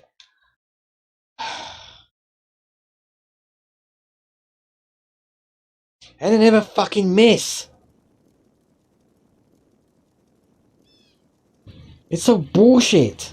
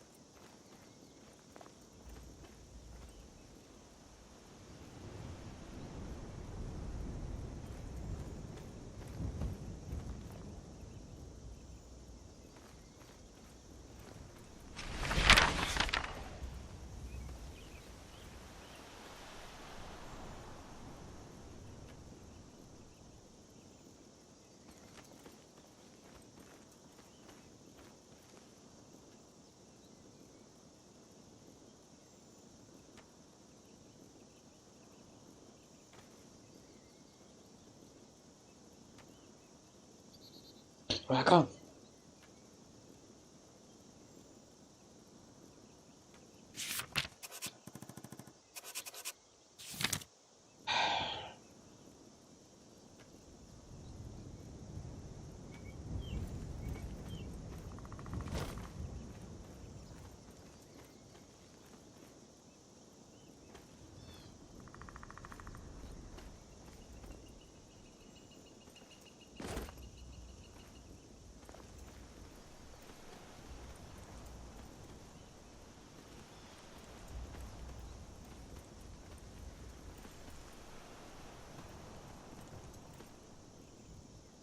Wait, is that a town?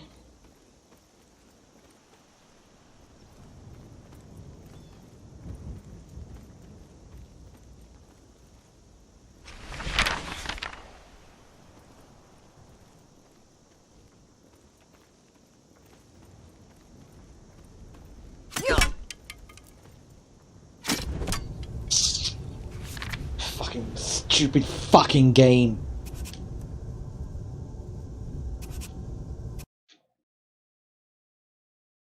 Ah, fucking hell. Come on.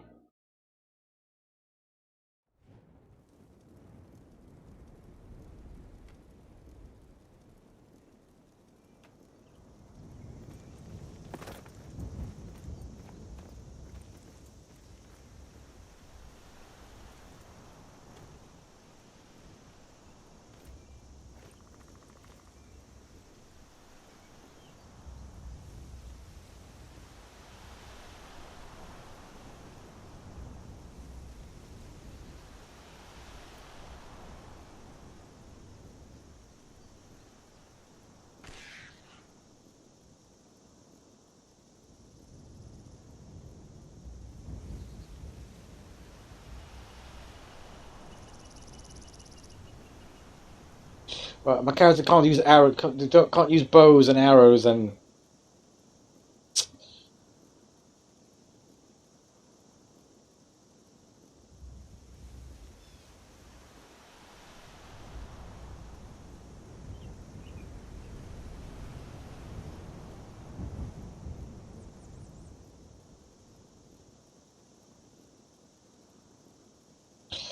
Right, can.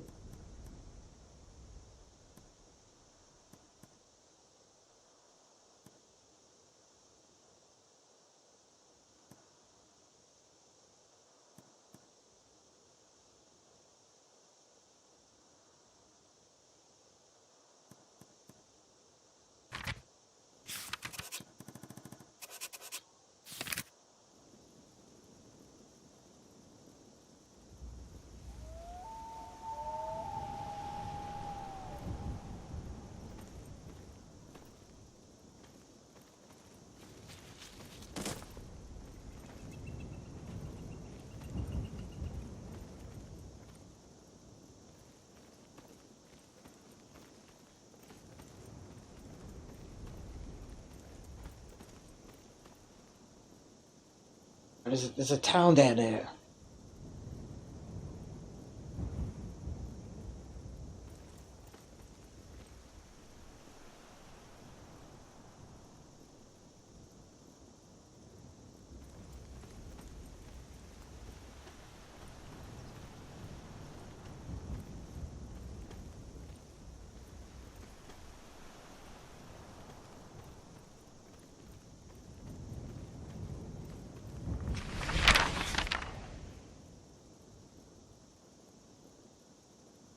Just try and get to that town. Or the goblins see us.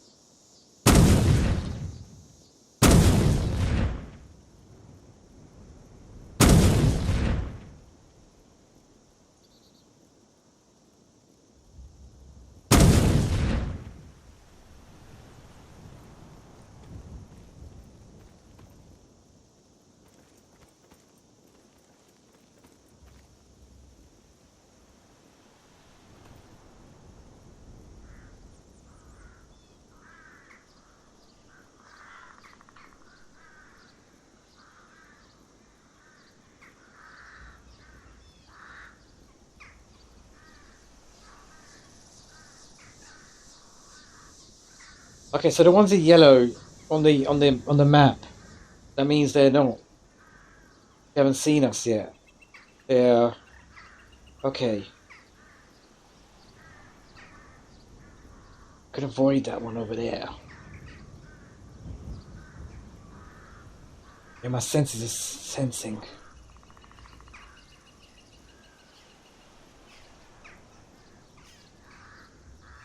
Okay, we need to get to that town.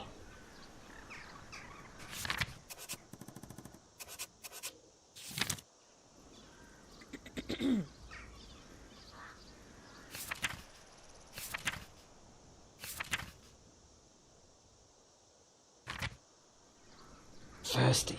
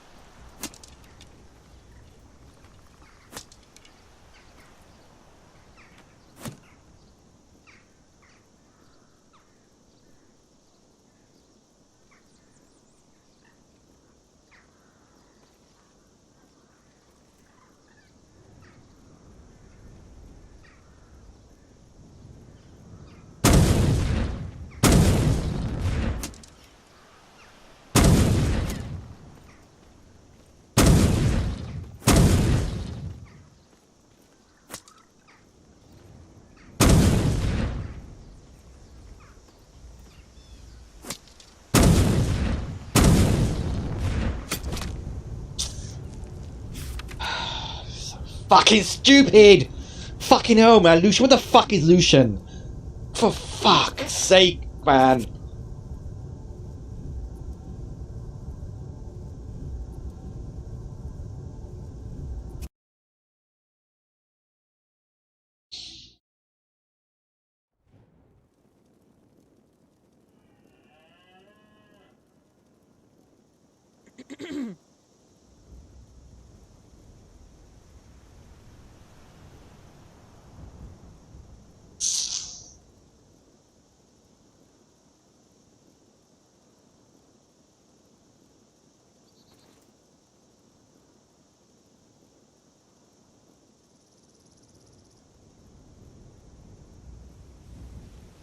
This is so boring.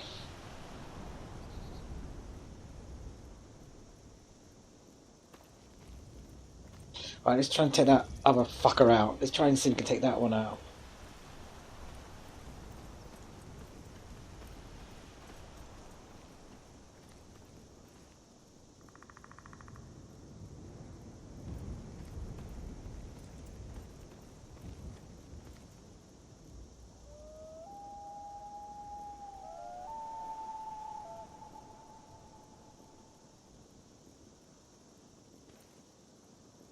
Fuck's sake.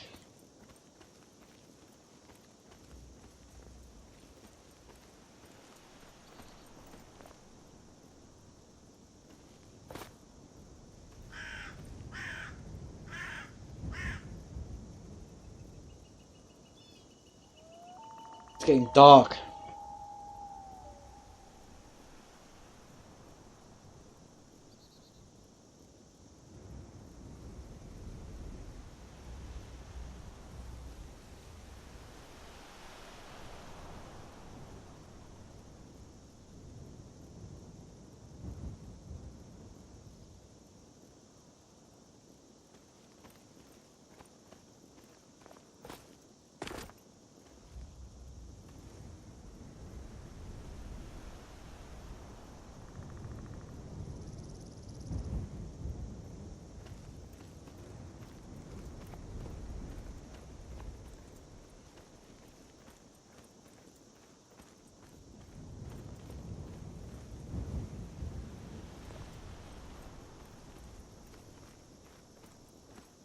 Let's try this way.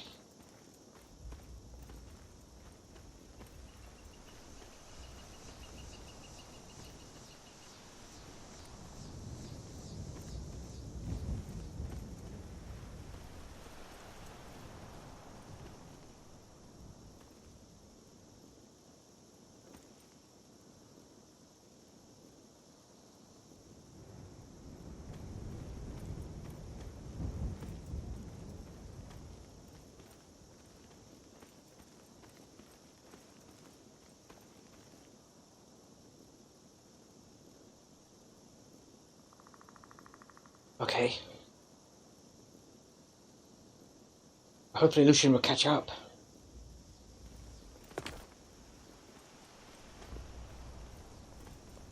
Oh, there you are. Good.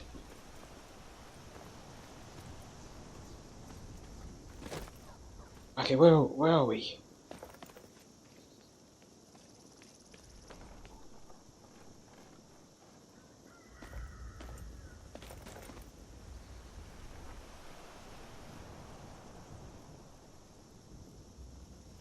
Right, let's see if we can get those goblins.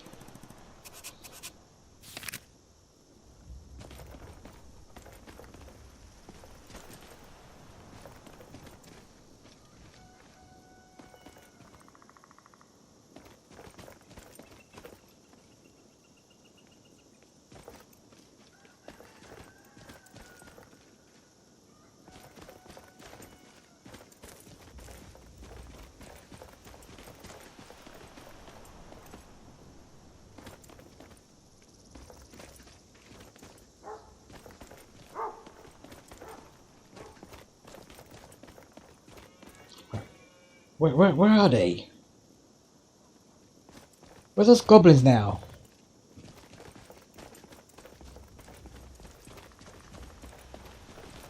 Okay, this looks different. This river looks a bit different.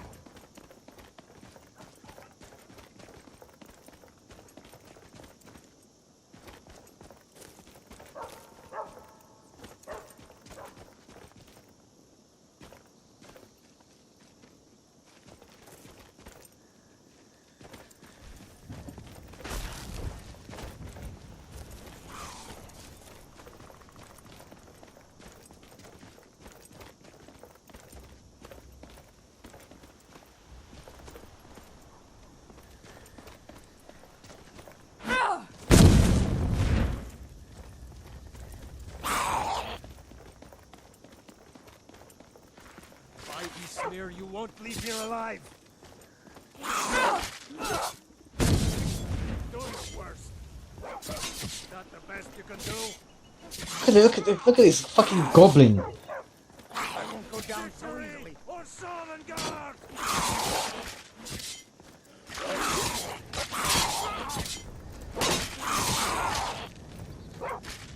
Oh my, look how tough the fucker is. No. Is this normal?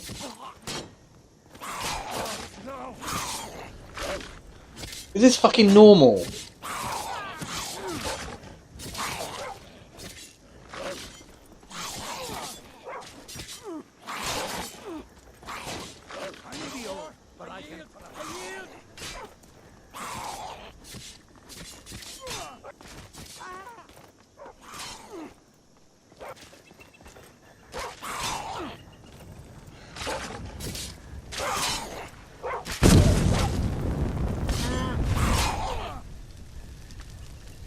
I won't go down so easily.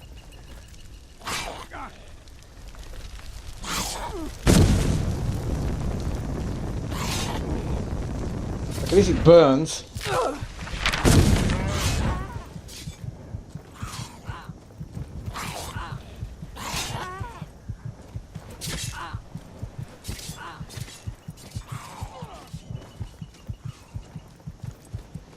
I may be old, but I can put up. God, this is so fucking stupid.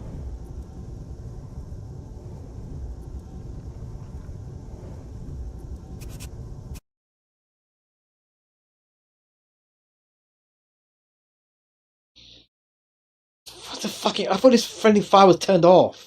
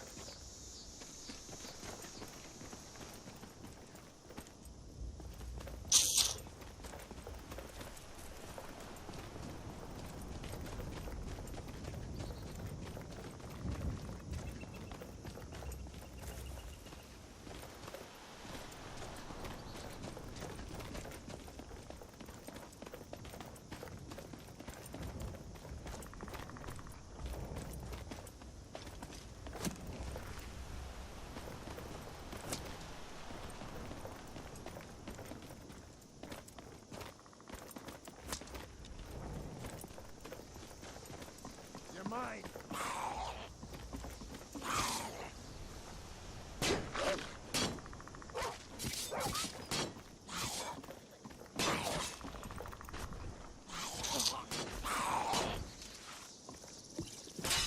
This is over. You'll pay for that. Is it dead? I'll carve you into pieces.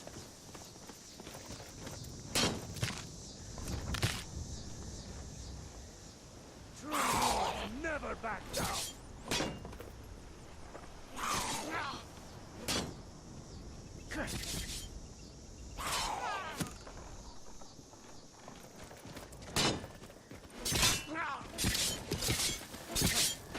I love a challenge.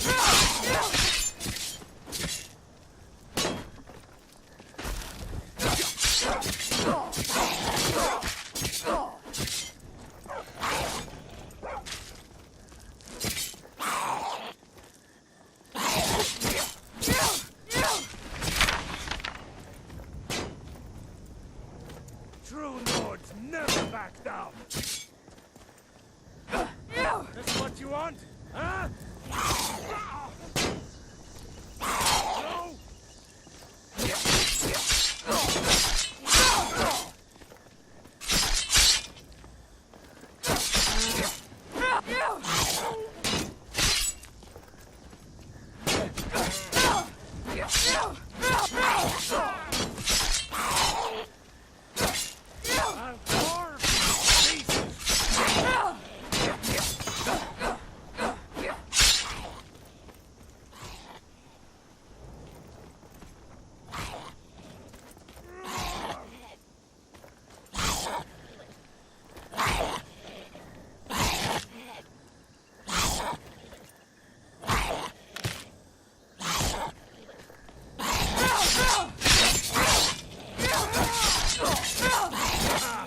I love it!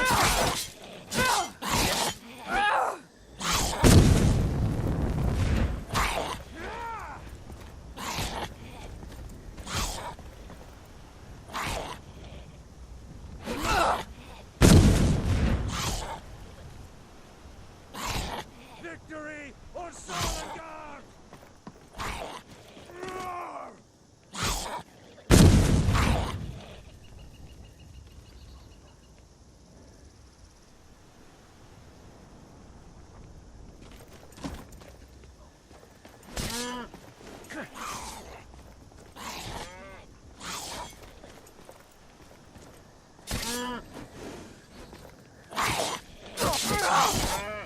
I'll carve you into pieces!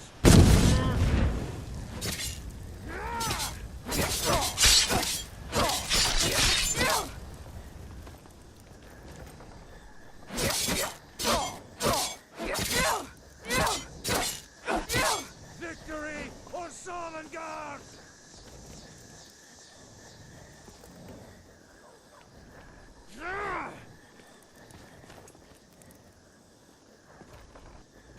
I'm gonna save it just in case.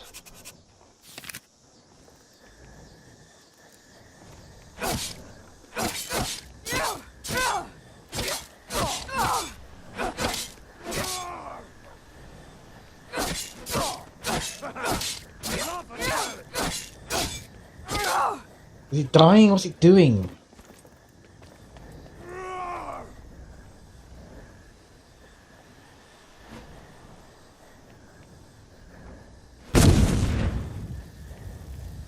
True Nords never back down!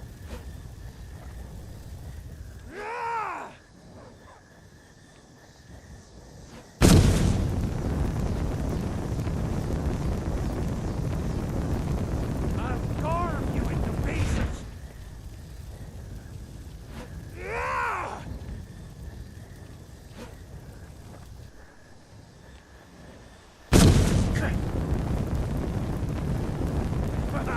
I love a challenge!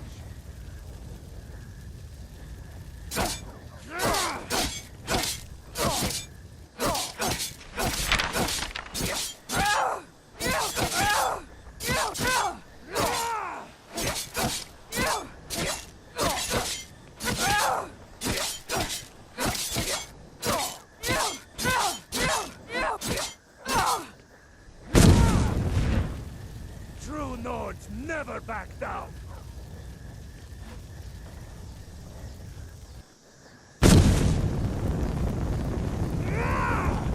Someone do something!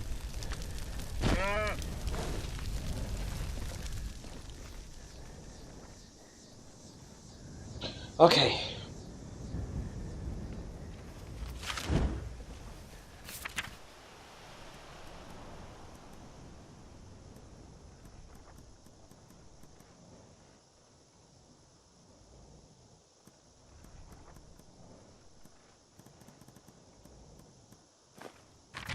I'm getting out of here.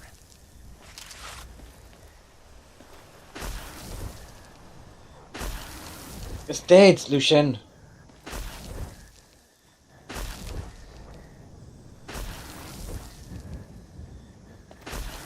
Lucian. It's dead.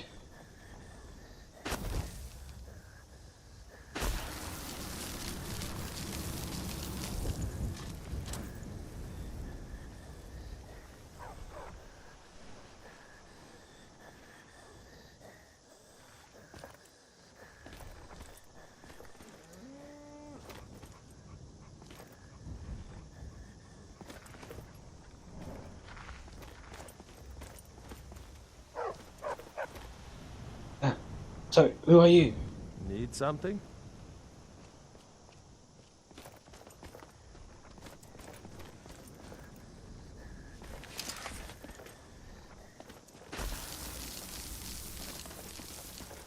I may be old, but I can put up a fight.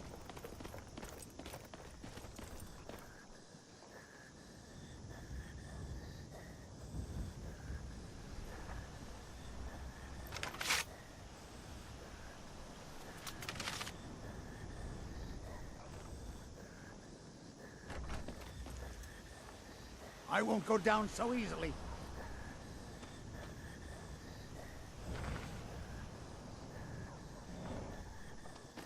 Oh, this is so fucking stupid.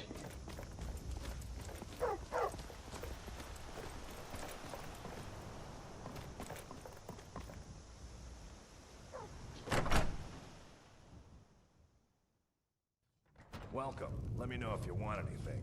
I think I got a clean mug around here somewhere.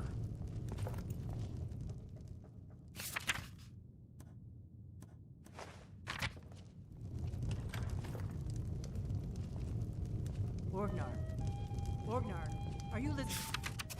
Alright. Hard not to. The ale is going bad. We need to get a new bag. Okay, right, so what I'm gonna do, that was Did you hear me? Yep. yeah, once again, apologies for the complaining about the Years after all. to me that's just so boring, that's all. Stuff. Anyway, hopefully we'll start getting better. Hello. Can I get you something? Yeah.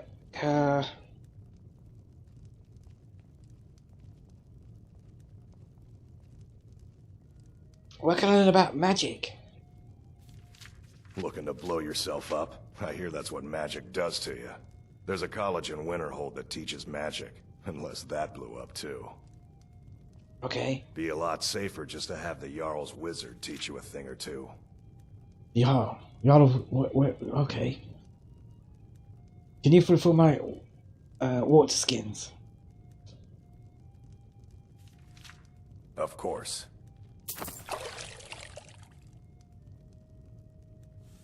Okay. And what's your specialty? You like skeever liver? No? Tough luck. Food's hot. Never said it was good. Okay. Thanks.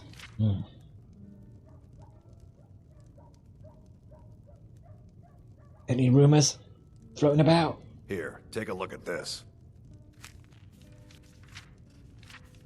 Okay. What have you got for sale? Let's sate that appetite, Okay. Right, you seem to have got some food here, which is good.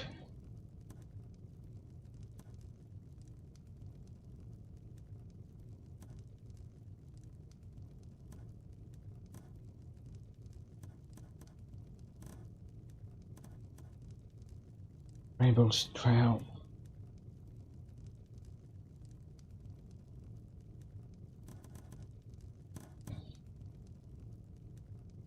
Okay.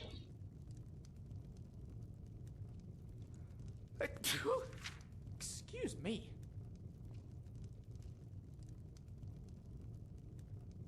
I'd like to change some money. How much? Oh. Okay.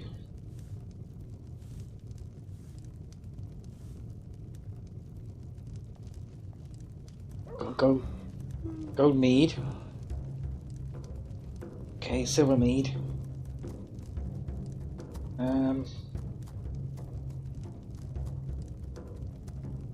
Requires silver mead 3.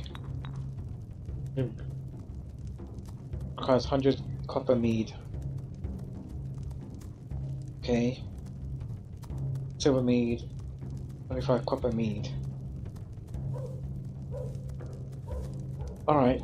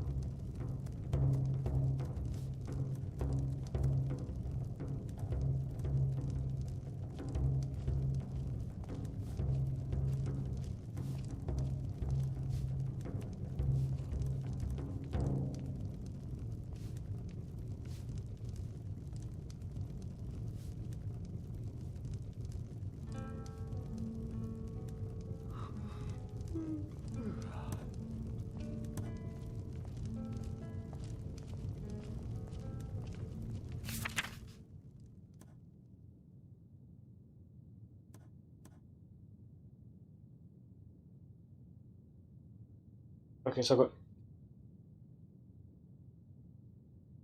I've got two gold.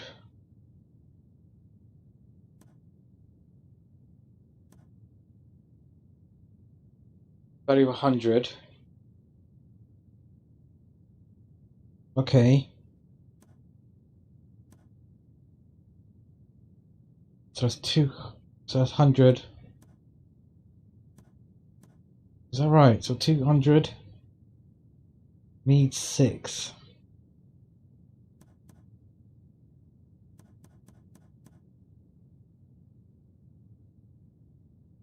And silver mead, 2 silver meads.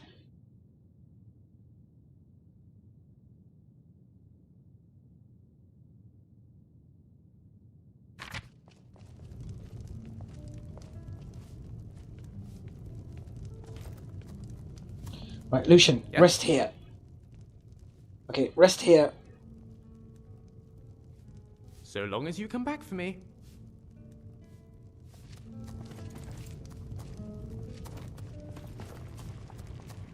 Hello. You're that visitor been poking around. What visitor? I just arrived. Do you have a problem with outsiders? I'm the innkeeper. It's my business to keep track of strangers. We don't get a lot of travelers here in Riverwood. Most of my customers are locals, come here to relax after a hard day's toil. This is an ode to Skyrim's staunch protectors, the Imperials. You get many suspicious travelers. Today's come and gone. The war keeps most folks away these days. So what's your story? Just here to relax? We'll drive out the storm cloaks and restore what we own. With our blood and our steel, we'll take back our... Well, it seems like I seem to be a venturer now. Trouble seems to follow me.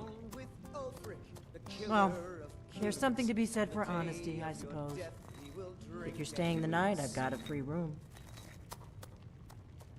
We're the children of Skyrim and we fight all our lives. Okay, I like to rent a room. God beckons. What does this look like? The Temple of Mara? No gold, no bed. But this land is ours, and we'll see it wiped clean of the scourge that has sullied our hopes and our dreams.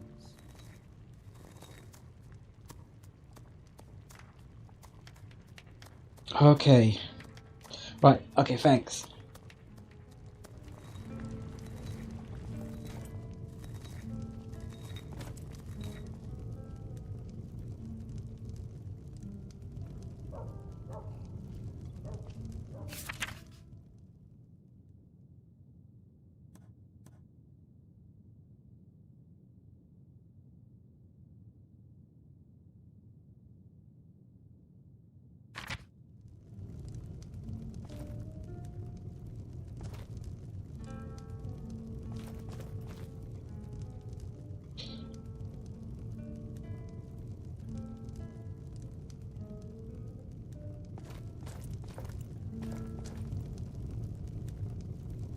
Right, where's the innkeeper?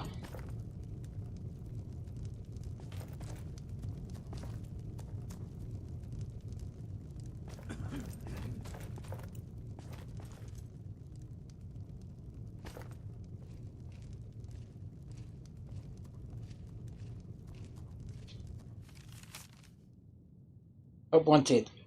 Curator, okay, alright. I got one of them already.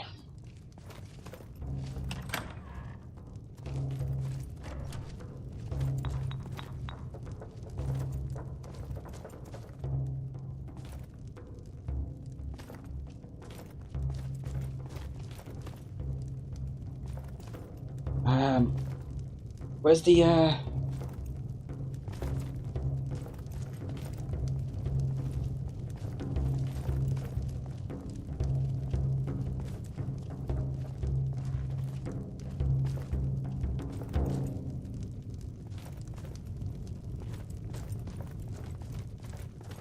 Oh, there you are. We got rooms and food. Drink, too. I cook. Ain't much That- else to tell. That Delphin, not very trusting, is she? That's her business, not mine. Probably not yours either. Between you and me, she could use a bit of warmth. Okay, yeah, I need you to change some money. How much?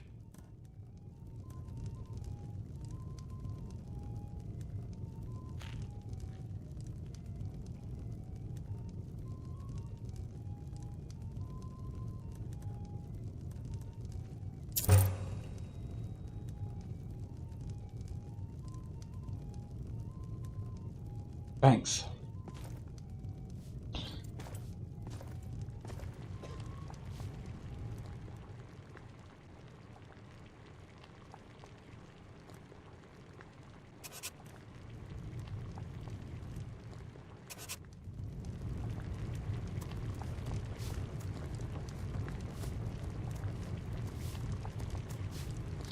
Right, let's see if I can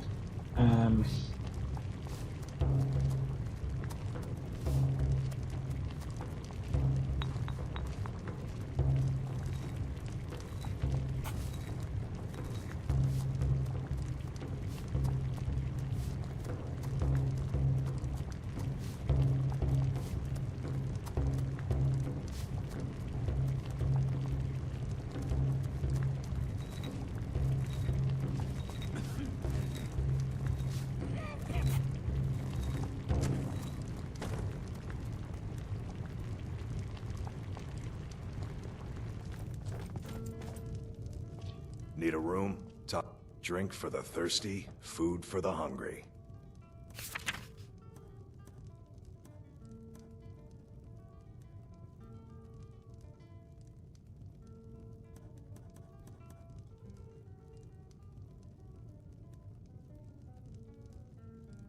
$44.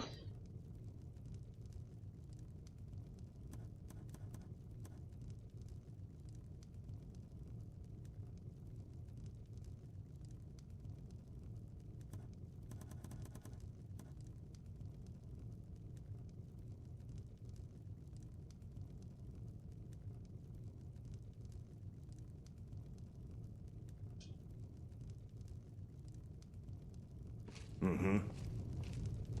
All right.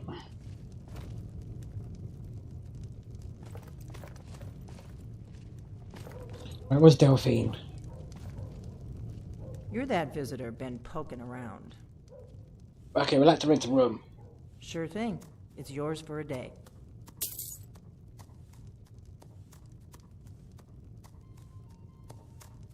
We really should warn the Jarl of Whiterun about what happened to Helgen. People are in danger. Yeah, okay, let's rest here first. I'm the innkeeper. It's my business to keep track of strangers.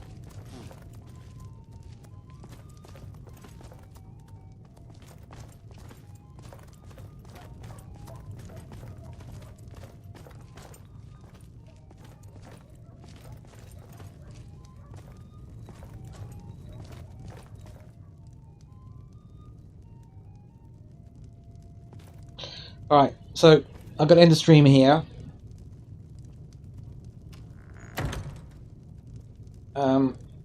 So yeah, so once again, apologies for the complaining about the game, and yeah, so I hope next week we'll start improving, getting better. Hopefully it won't be so boring. Anyway, until next time, again, thanks for watching, and if you watch this live, thanks for watching. If you didn't watch it live,